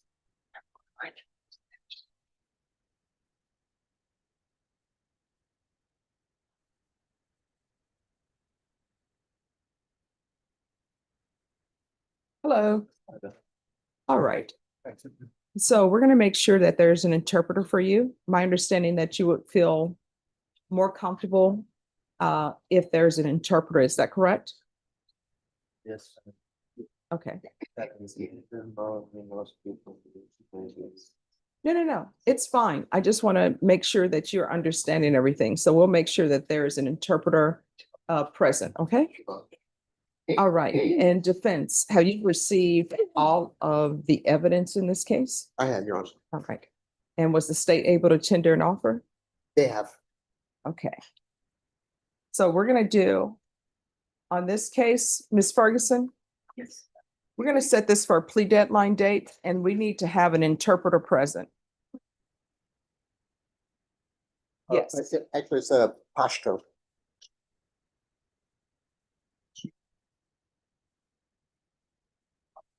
And just put it for the last week that we're here in December. All right, so we'll make sure that an interpreter is present.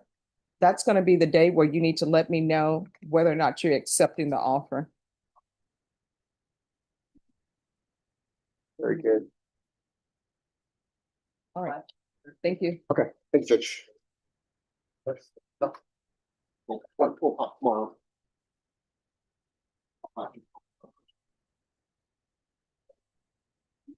And Norma, if you confer, Norma, on that one, if you'll confer with managed assigned counsel, they'll make sure that we have one. Let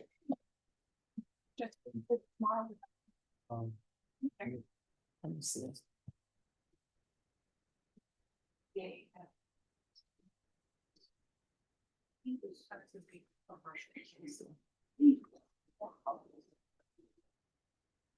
Oops.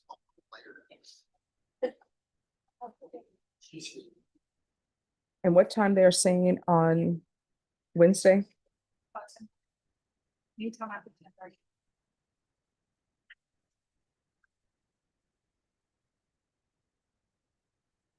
Yeah, I have to be somewhere at 11:30 and it's off campus. Ask her on Wednesday, is that the earliest? And so she's saying 10:45. Anytime. Oh, anytime after 10:30? So if we do it in the afternoon, would that be fine? Okay, find out about that. Let's say 1 o'clock. If not, we'll make it work today. All right, who else is ready? Page 11. 1 through 3.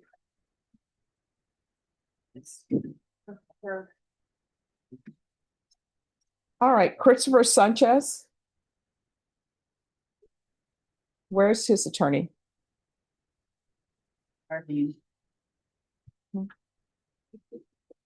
All right, just have a seat. We'll wait for your attorney to return.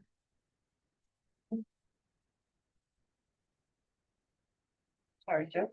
Oh, that's okay. Anyone else? I have page 2 and 3, Eric Mason. Eric Mason. For the judge. Good morning. I conferred with the state. It's a discovery hearing. There are, at this point, still, there's not a surveillance video that's mentioned in the police report for the case overview. So spoke to the state to see if they can get that, and also possibly any fingerprints. All right, so state, how long before you have that information, if it exists? I just emailed the detective, so I imagine. Okay. Ms. Ferguson, Yes. recall this for November 20th. It's for discovery. Actually, Judge, I'm going to be out the 19th, 20th through, I think, the 23rd. All right, then Norma. Yes. State, are you able to have this by the 18th? But if they don't email us, they're calling too. All right, so Norma, recall this for November 18th for discovery. Yes. Perfect. Thanks, Judge. All right, thank you. You're welcome. Thank you. Have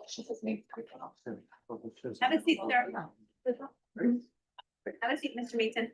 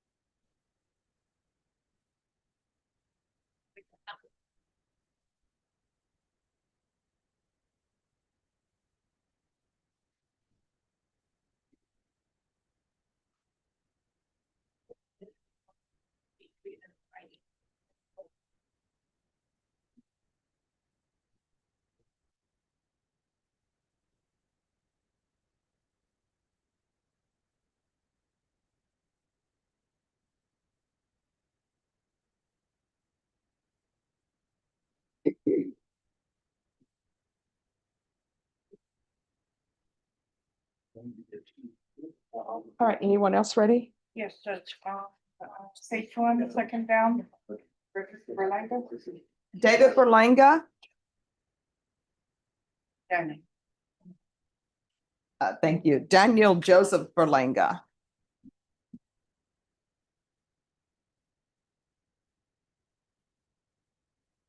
Hello.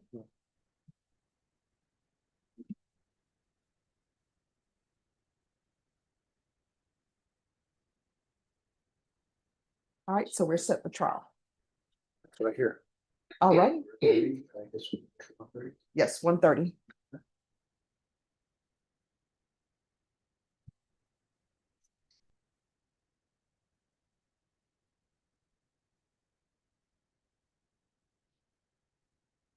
All right, anyone else ready? I have one waiting on interpreter, sir. Okay. And then are you Dave for? Interpreter, sure. Okay.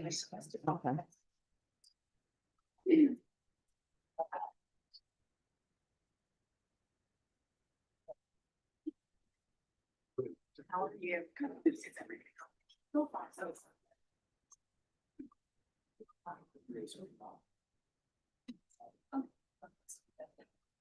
Just right.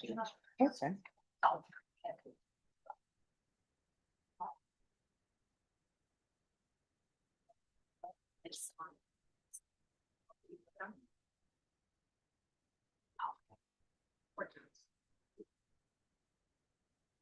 all right, just ready. It's gonna be on page one, fifth one down. Well, just give me 1 second. Of course.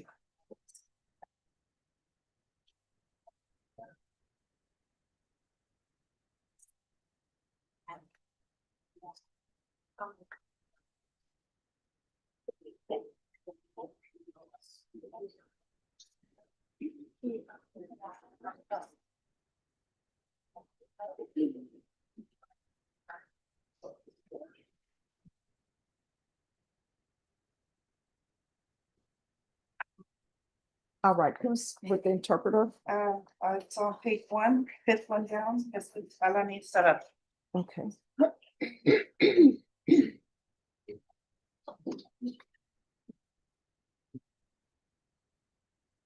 All right, Jesus Alanis, are you all ready? Okay.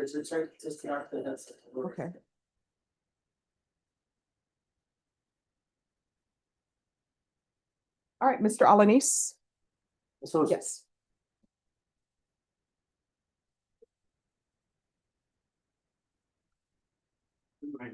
Good morning. How's it going? Good, and you? I cannot complain. It's a beautiful day. I'm currently alive. It's gonna be a beautiful month, Judge. Yes, thank you. I'm just so excited about my month. And you know, tomorrow is Cindy's birthday. Say it loud, say it proud, Cindy. We're Scorpios. All right. So on this case, it's a jury trial setting today. Okay. Oh, let me double check. Mhm. Let me just look. See, I love when defense is ready. Defense is like, okay, let's do this. You all are correct. It is a plea deadline date.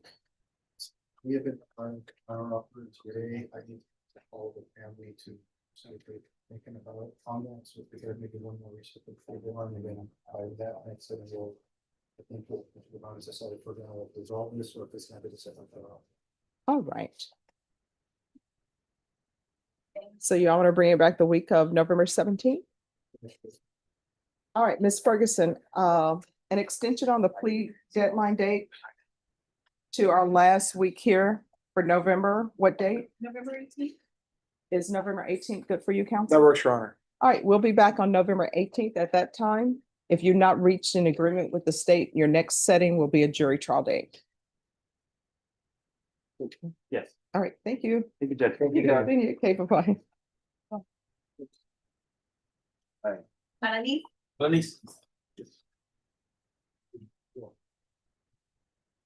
All right, anyone else ready? Yes, there's on page 341 down, Julian Fogel. Julian Tovar. Ready, Judge. Another discovery hearing, Judge. And the DA is still checking on some stuff. They're gonna put the CPS records, make those available for me. And also they're gonna check the juvenile history of the alleged victim for me. How you doing, guys? Oh, I'm doing great. So if we can get the same date as the other case, the 18th. All right, we will bring it back. Norma, bring this back on the 18th and y'all will state at that time, you'll need to be prepared to tender an offer. Yes, second judge. It's on, Julian Tovar. yes. Yes, Your Honor. All right, we'll see you all back on November 18th. Yes, Judge. All right. Discovery? It's for the state to tender an offer and also discovery. Thanks, Judge. Thank you. Oh, no problem. Thank you. All right, anyone else ready? Yes, Judge, on page 6, 2, and 3. Austin Rodriguez. Austin Rodriguez.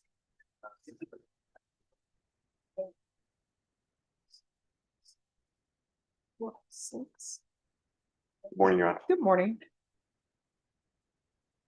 Hello. All right, so why were you late for court?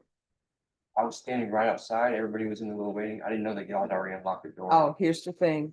Court is in the courtroom and we start every day at 9, okay? Yes. All righty. So there was a violation report. Have you been doing your sober support meetings? Yes. The And- violation, I don't know. I'm sorry. No, that was Oh, the okay. ruling I made for you to do sober support meeting. Yeah, well, so whenever I went back, I had given the lady my prescription. Cause I had this prescription medication. But the person that I gave the prescription to was, I don't know, a gentleman that was filling in for her while she was going back. Apparently he never wrote down that I was on certain medications. Whenever I went back, I gave the new officer that had my medication. He went off and he was gone for probably 20 minutes and he came back and said, I was cleared for it and I don't need to go once a week, so I'm gonna go once a month. I need to do the 30, in 30 days or whatever. But because I didn't, because of the way that everything landed, he couldn't, the violation had already been put in, so there was no way of revoking that. No, there's not. But I mean, it's because of my medication. All right, so state on these cases, were you able to tender an offer? All right, Ms. Ferguson. Yes. I need a plea deadline date for the second week in December. I can do that. All right, December 9th will be your plea deadline date. On that date, you need to let the court know whether or not you reached an agreement. If you have not reached an agreement, your next court date will be a jury trial date.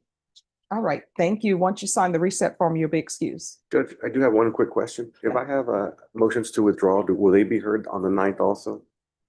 Yes, Thank you. you're welcome. All right. Reset.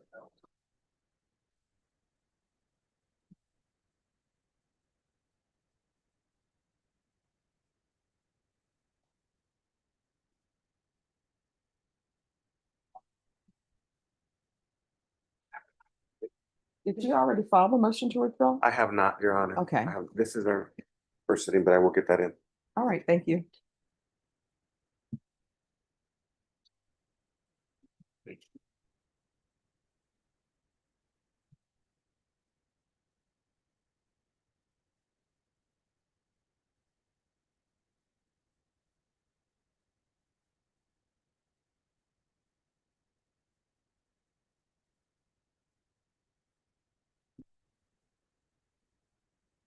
All right, anyone else ready? Yes. She's not here. Oh, is Alfonso Cabana still here? Is Alfonso Cabana?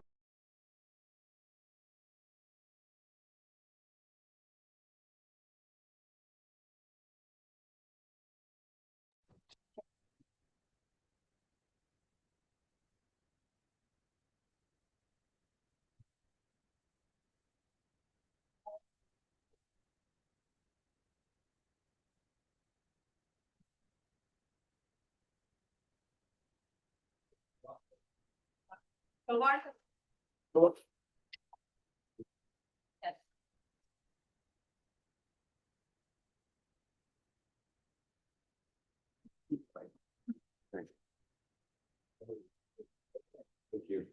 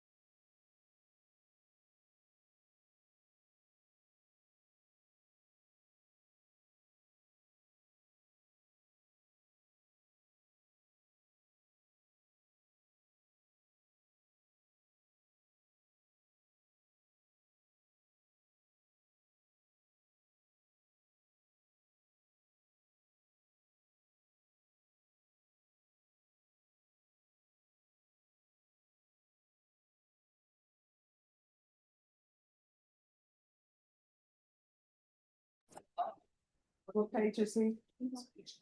She's on page 9. If you go jump on the NTR, that's if he said if he has to do something, be assigned. Okay.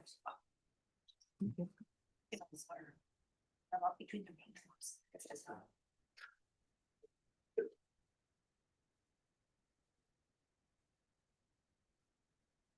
A trial they may be.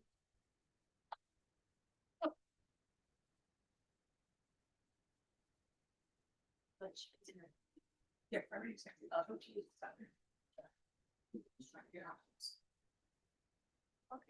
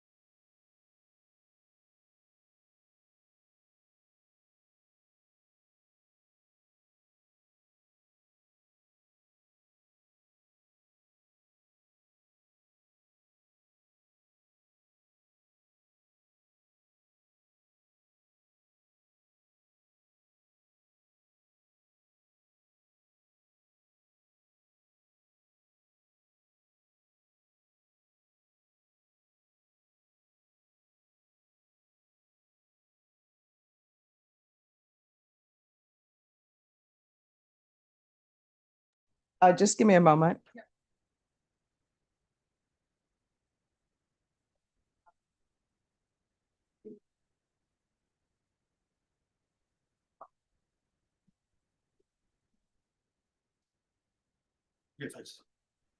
Oh, you're coming.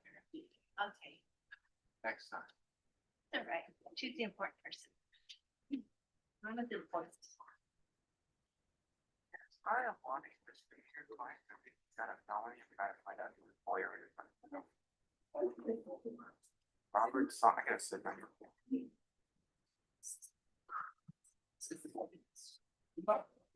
Eight, 4, 2, 8.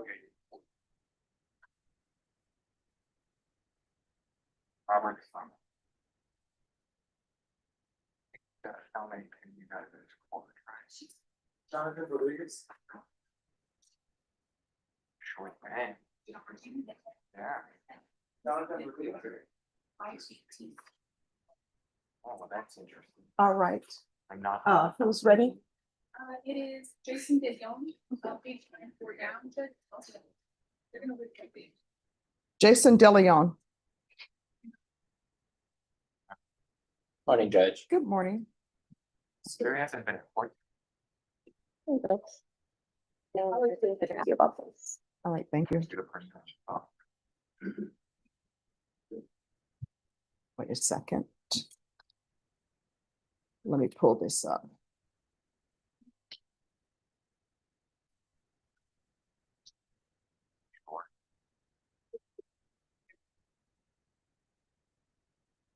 Why not? I don't. Thank you. District.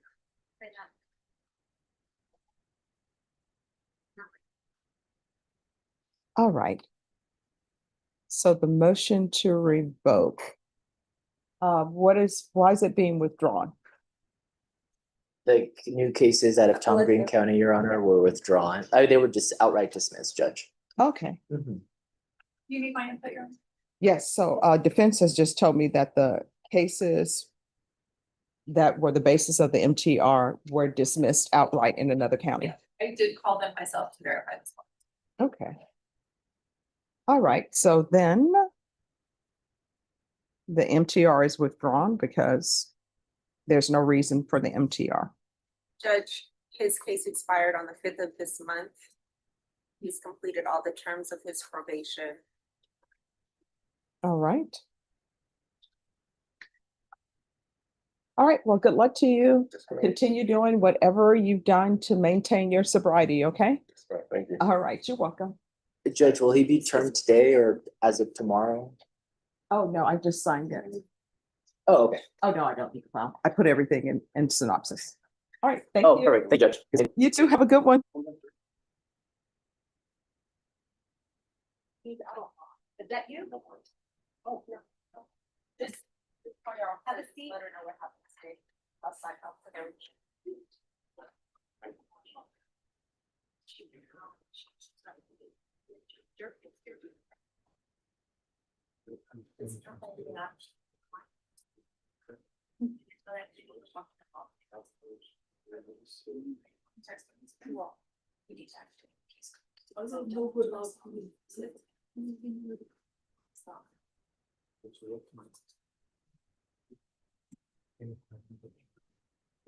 All right, who else is ready?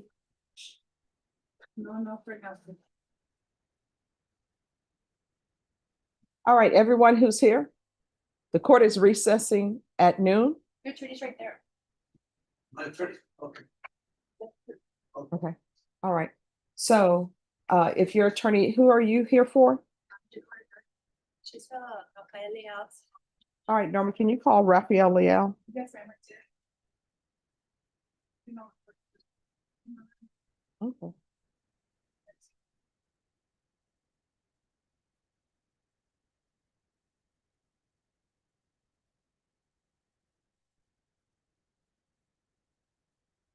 And has anyone seen Abelardo Garza? Second. Okay.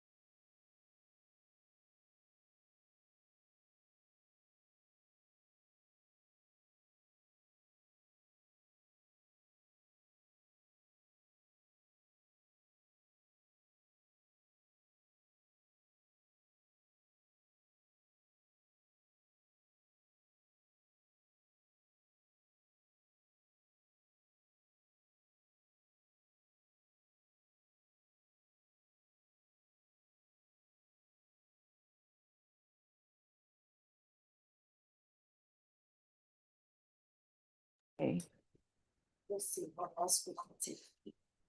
Oh, it's gonna take you great places. Isn't it? Yes. A question, on the docket as far as what this court's wanting to do for the schedule this afternoon. Mhm. Because like, outer gun is their dispositive motion to suppress hearing. Okay. Are we gonna do that first and then pick the jury? Do you have your witnesses for Aragon? It's that. Do you have your witnesses for Aragon? Yes, they'll be coming in at 12:30 and then we're ready. All right, so then jury selection for this shouldn't take that long. So we'll do, There's a 4 crimes I mentioned. But, okay. no. I mean, so what I'm thinking is, how long who's the attorney on your motion to suppress? Okay. So what I'm thinking is we'll do jury selection. And then while they're taking their break to do their selections, then we'll do your motion to suppress. And that'll give everybody a chance to speak to witnesses. All right, thank you. Just ready. Page 1, fourth one back. Calvillo? Where's Mr. Calvillo? He's coming up. Okay, thank you.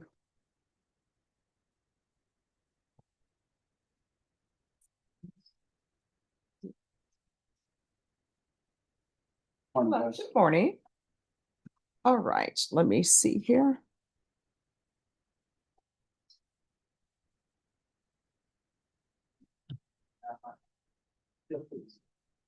All right, so where are we on discovery?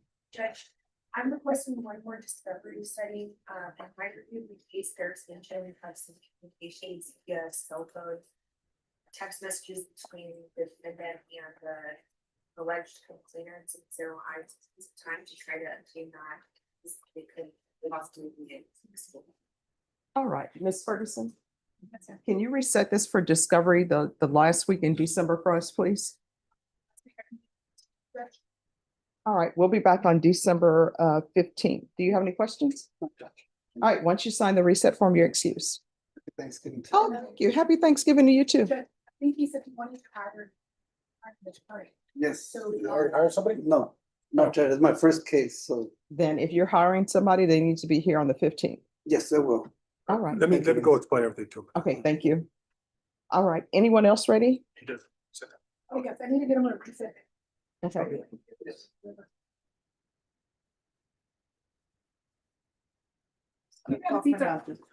You'll take.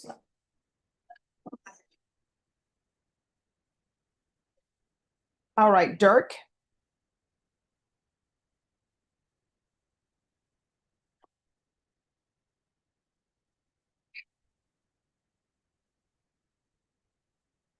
Oh, come forward, yes.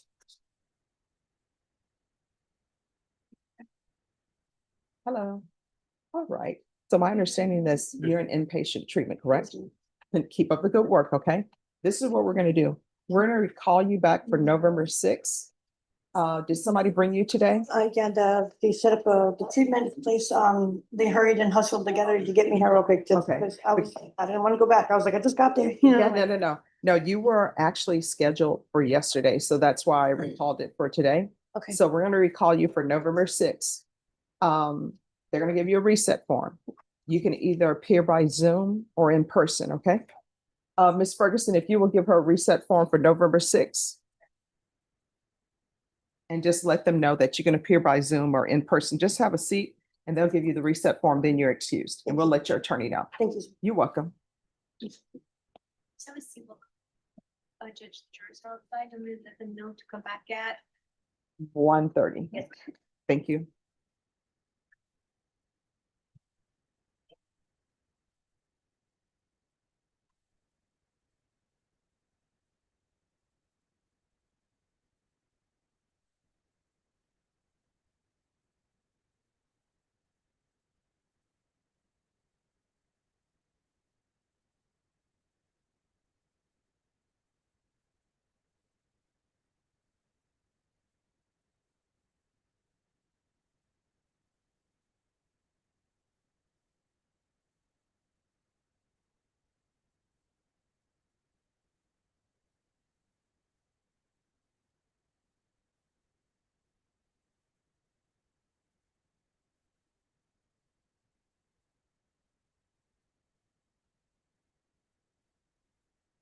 Robin?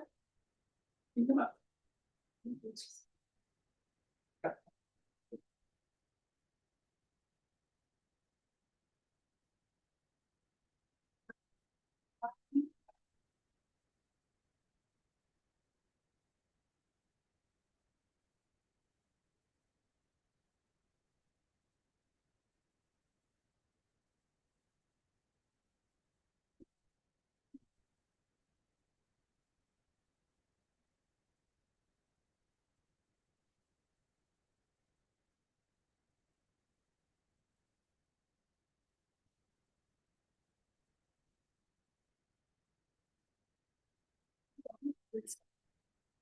You Thursday.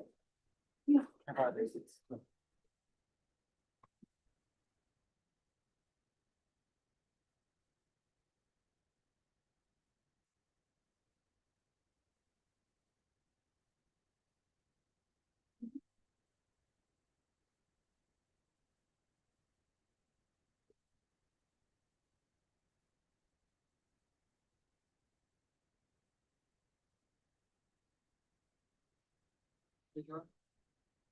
Yes. Thank you. I don't think you all have anyone else on the docket. Oh, except for. I mean, except for the trial, yes.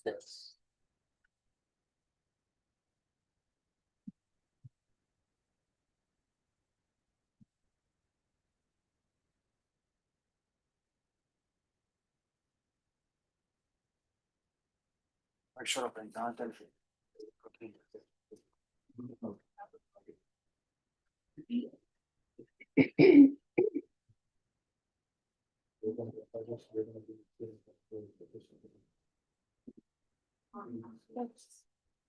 They're ready on page 2, third one down, Jonathan Rogers. Okay.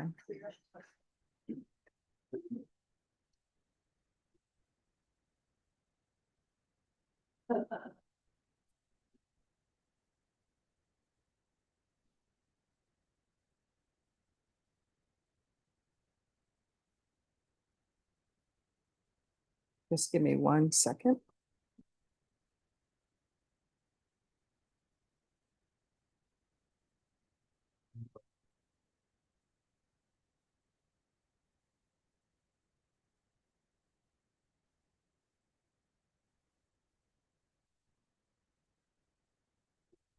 All right, Mr. Cabanas, you ready on your client? Yes, Ron. All right, if you'll come up, please.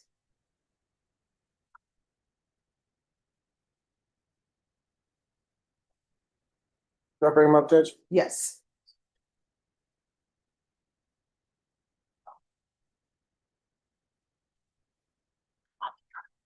I'm sorry. Hello. Okay. All right, so where are we on this case? Judge, there was a plea offer that was tendered today. I talked to my client about it. We're asking for one more reset so that I can meet with him and discuss the plea offer and the evidence. All right, December date for a plea deadline date for you? Yes, Judge. All right, Ms. Ferguson, I need a plea deadline date on Rodriguez. December. Yes. December 8th. All right, so we'll bring you back on December 8th. At that time, you'll need to let the court know whether you've reached an agreement. If you have not, then your case will be set for jury trial in the new year. All right, you can have a seat. Once you sign the reset form, you're excused. Thank you, Judge. And Mr. Cabanas, Yes, Ron. so it's the lady who's in the box in the yellow. And you can speak to Ms. Abrams. Her name is Minakita Ferreira. Okay.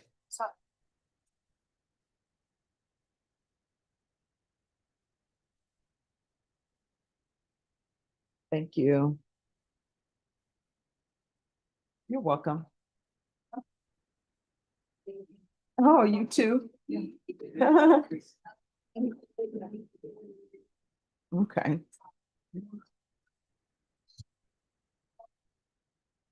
Oh, yeah. We're stopping. Yes.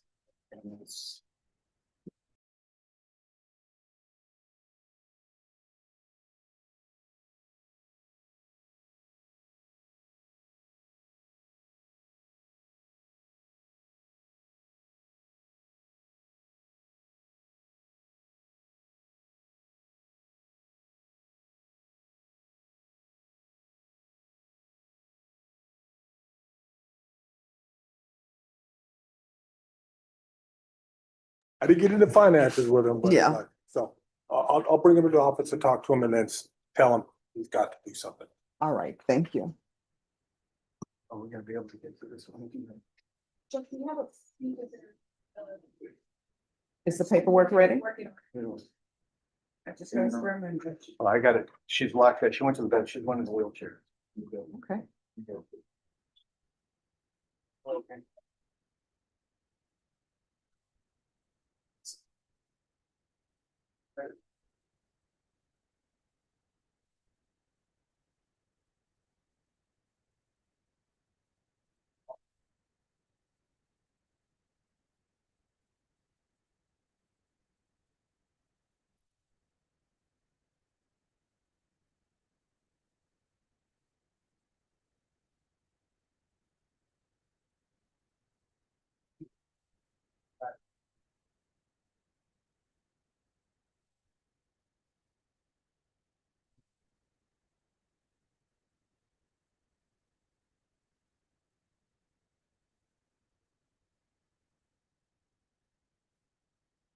And Mr. Locke, I'll be with you right after we finish with this.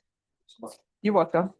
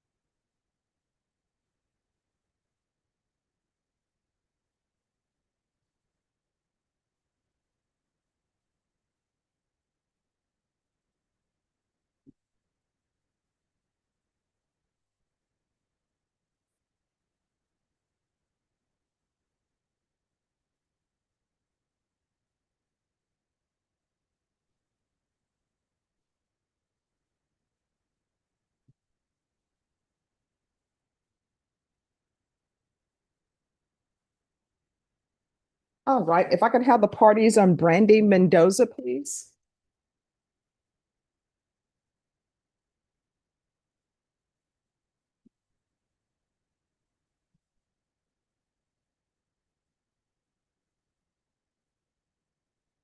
Court is calling 2025 CR 008879 State versus Brandy Mendoza. Could I have parties announced for the record? Lauren Espinosa for the state. Donald Wilson for the defense. And are you Miss Brandy Mendoza? Counsel, have you received all discovery? Did you review it with your client? Yes, I have, Your Honor. Court will find that the state is in compliance with discovery. Ms. Mendoza, did you review the application for community supervision with your attorney? Did you understand it and sign it? You're gonna need to speak up so the court reporter can hear. Yes, All right, and did you review the true bill of indictment with your attorney? Did you understand it? yes, Your Honor. Counsel, do you waive the reading of the indictment? Yes, I do. State, are you proceeding on the indictment as presented? Yes, Your Honor. Did you review the court admonishments with your attorney? Did you understand it and sign it in all the appropriate places? Your Honor. You're charged with possession of a controlled substance, penalty group 1, less than 1 gram. That's a state jail felony. The range of punishment is anywhere from 180 days up to 2 years in the state jail facility and up to $10,000 fine. If you have a plea with the state, the court does not have to follow your plea. If for any reason the court does not follow your plea and gives you more than you bargained for, the fact that you entered a plea will not be used against you, and you will be allowed to withdraw your plea. Did you understand? Yes, Your Honor. You have a right to jury trial, a right for you or your attorney to cross-examine and confront any witnesses the state would call in the right to remain silent. By entering this plea, you're giving up those rights. Did you intend to give up those rights and enter into a plea in this case? Yes, Your Honor. Counsel, has your client been able to provide you with any defenses? Yes, she has. Do you believe she has a rational as well as a factual understanding of the charges against her? Yes, I believe so. Do you believe she's currently competent and was legally sane at the time of the offense? Yes, Your Honor. Ms. Mendoza, has anyone threatened you, coerced you, or placed you in fear to get you to enter the plea?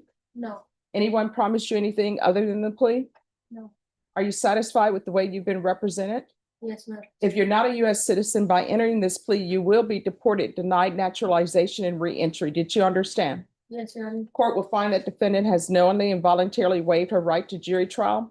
Did you review the plea bargain page with your attorney? Did you understand it? Yes, Your Honor. According to the plea, punishment is to be assessed at 2 years in the state jail facility.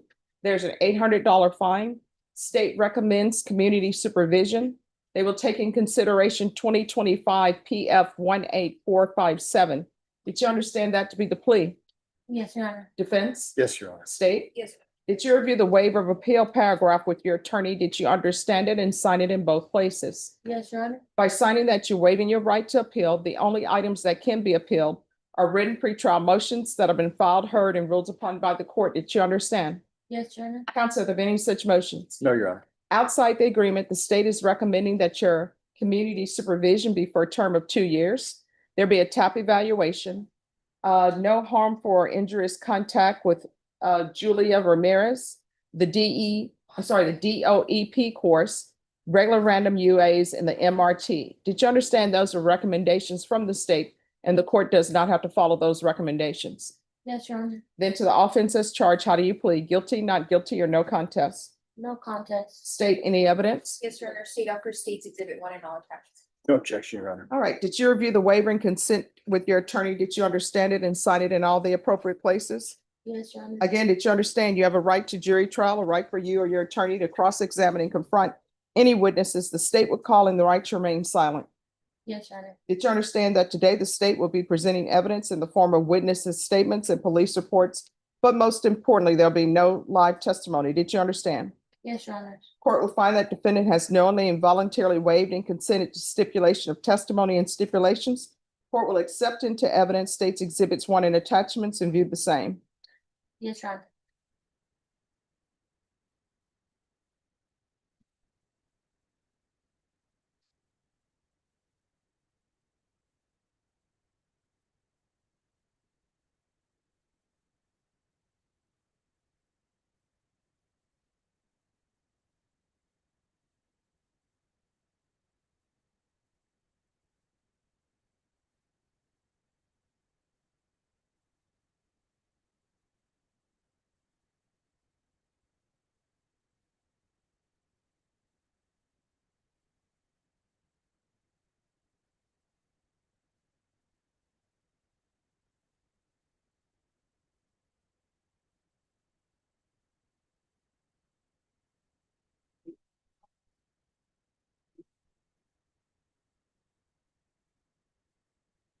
All right, after reviewing states exhibits 1 and attachments, the court will find there's sufficient evidence to find you guilty and the court will find you guilty.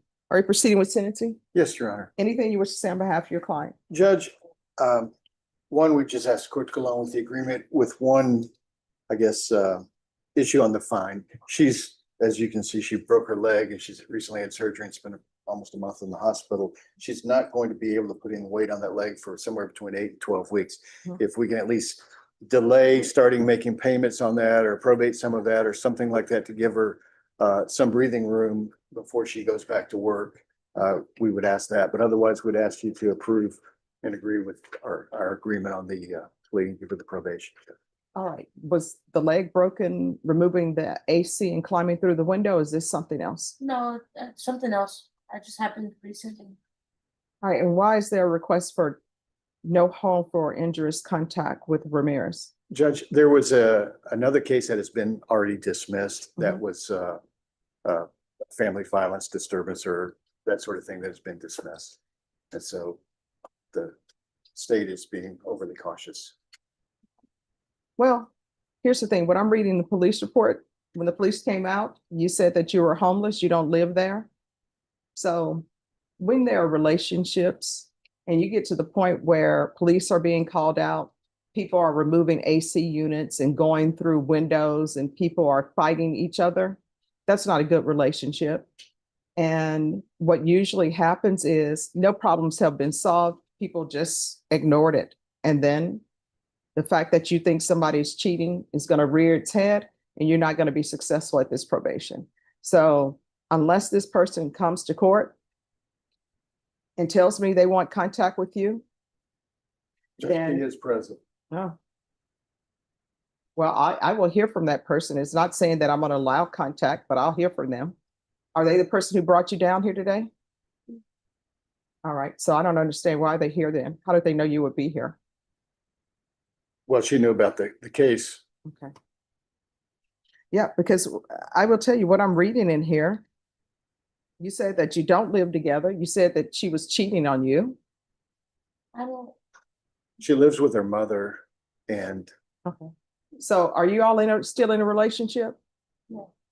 All right. So she doesn't need to have contact with you because you all are no longer in a relationship. I would like to be in her life though and start. Yeah, here's the thing. You're going to have to work on yourself.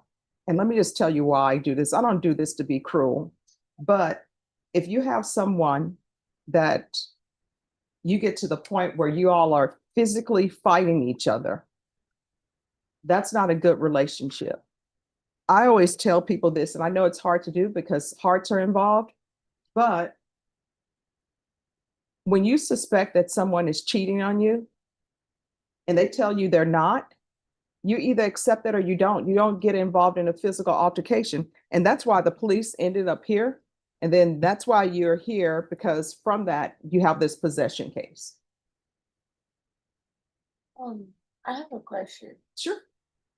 Where is it coming from that is being said that I said she was cheating, where there was cheating involved? Let me tell you what it says in the police report. I was dispatched to the location for disturbance. Upon arrival, I made contact with the victim, that's Ramirez, who informed me she was holding your keys and phone hostage due to you having her wallet with her social and ID inside. Victim stated that suspect had been allowed to stay at the listed residence for a month now, and they have had an intimate relationship together. I tried to solve the matters by having each party give what they claim the other took. Suspect, that's you, informed me she did not have the victim's wallet. I spoke with the victim and began gathering the story and was informed that her wallet had gone missing from where she normally places it, and that after she stepped away, it was gone. Victim was adamant that it was you who took the wallet. Victim then elaborated on her grabbing suspect's keys and phone and locking suspect outside the residence. Victim proceeded to state that suspect made entry to the house by removing an AC unit and climbing in.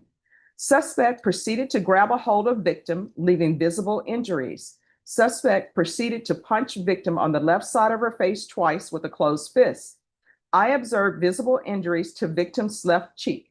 Suspect then grabbed victim's shirt and began aggressively pulling it, leaving a large scratch on the left side of the victim's neck. Victim stated she defended herself to get suspect off of her. The two parties then separated and called for police. Victim refused to cooperate initially with the police in regards to photographs, paperwork, and statements. Suspect informed me nothing physical happened and she did not live with the victim. Suspect then stated that she was homeless. I was then provided with the story of suspect, that's you, demanding to see victim's phone due to some suspicions of victim cheating on her. This is what initially created the argument between both individuals. So that's where I get that. So this is what the court is going to do. There's going to be an $800 fine that will be probated. 2 years in the state jail facility, suspended and probated for 2 years. Regular reporting by Zoom or in person. Take in consideration 2025 PF 18457. TAP evaluation out of custody, follow TAP recommendations. There's to be no contact with Julia Ramirez. Do you have any children? Yes, ma'am. What are their ages? 7 and 10. Do they live with you? Currently, no. Is Child Protective Services involved? No. So why are your children not living with you? I lost my apartment and I asked my kid's father to watch them and he just hasn't gave them back. So we're going through like court and that's next month to determine like us getting half and half. And if you're drug tested today, what are the results going to be? And you will get drug tested. Clean. All right, you're going to get drug tested today. There's going to be no residing in households with minors. If that drug test comes back positive, that will remain. So you're going to get drug tested today. Do you understand? And so you still want to say you're going to be clean? Yes. All right, you're going to get drug tested today. So there's going to be no residing in households with minors, no unsupervised contact with minors. Proof of employment within 45 days, no employment as a home health care provider or with minors.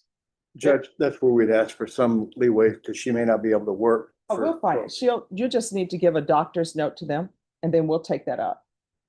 So she needs to provide a doctor's reason for not being able to work. 120 hours of community service restitution. I'm going to order parenting classes. Once that's completed, the community service hours will be deemed satisfied. And there's going to be field visits 1 time per month until further notice. Probation, is there anything else? All right. Did you review the document entitled trial court? Did you review the document entitled trial court certification of defendant's rights to appeal with your attorney? Did you understand it and sign it? Yes, ma'am. Because this is a plea bargain agreement, because I followed your plea bargain agreement, and because you waive your right to appeal, you do not have the court's permission to appeal.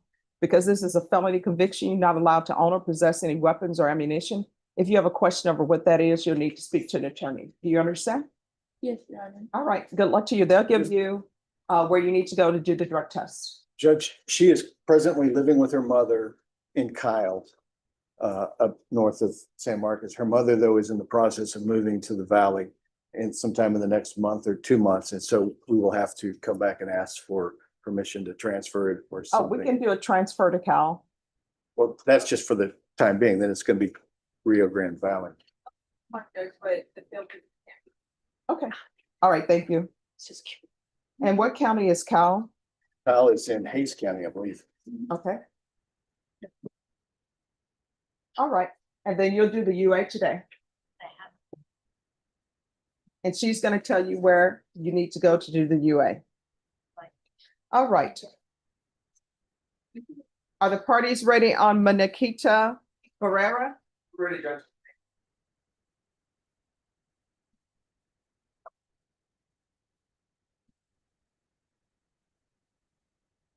All right, the court is calling 2025 CR 002-957W State versus Nikita De Jesus Ferreira. Could I have parties announced? Second Gallagher State.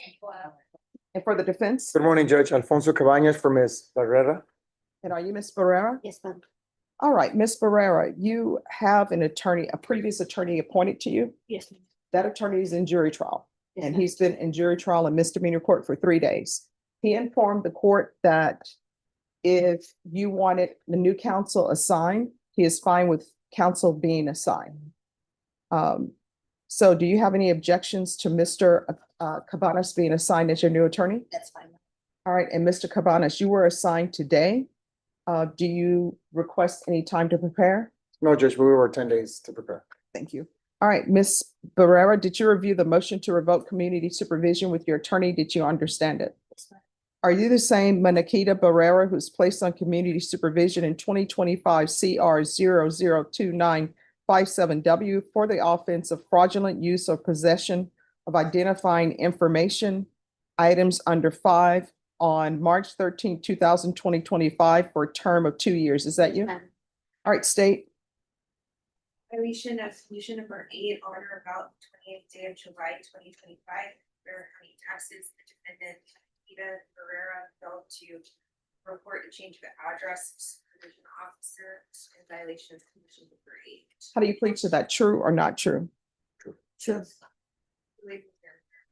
Any objections? No objections, Your Honor. Did you understand by pleading true to violation of condition number 8, the court can find it true, grant the motion, and sentence you up to 2 years in the state jail facility? Yes. Knowing that, do you still wish to plead true to violation of condition number 8? Court will find violation of condition number 8 true. Is there a proposed agreement? No, Judge. State is requesting that you grant this motion and revoke the defendant's supervision. That's supposed to be based on things that are contained within court summary. All right. And defense, what are you requesting? Judge, we're asking that the court follow the recommendation by probation to send Ms. Barrera to felony drug court. All right. So probation, Yes, Judge. is that what probation is recommending? So the recommendation on the court summary is to amend for a TAP recommendation that she go to SATIF. She remains in Bear County until she gives birth, then participate in SATIF. Once she's medically cleared. I did look over previous information from the last MTR. This is her second MTR. She's been on probation not even a year, Judge. The last MTR, she was supposed to go to a NOS program. She wasn't accepted into NOS. She was supposed to have a felony drug court evaluation, and then return back to court. That did not happen. She was not accepted into the NOS program because my notes indicate the NOS program didn't accept her insurance. Okay. So any objections to the court reviewing the court summary? No, Your Honor.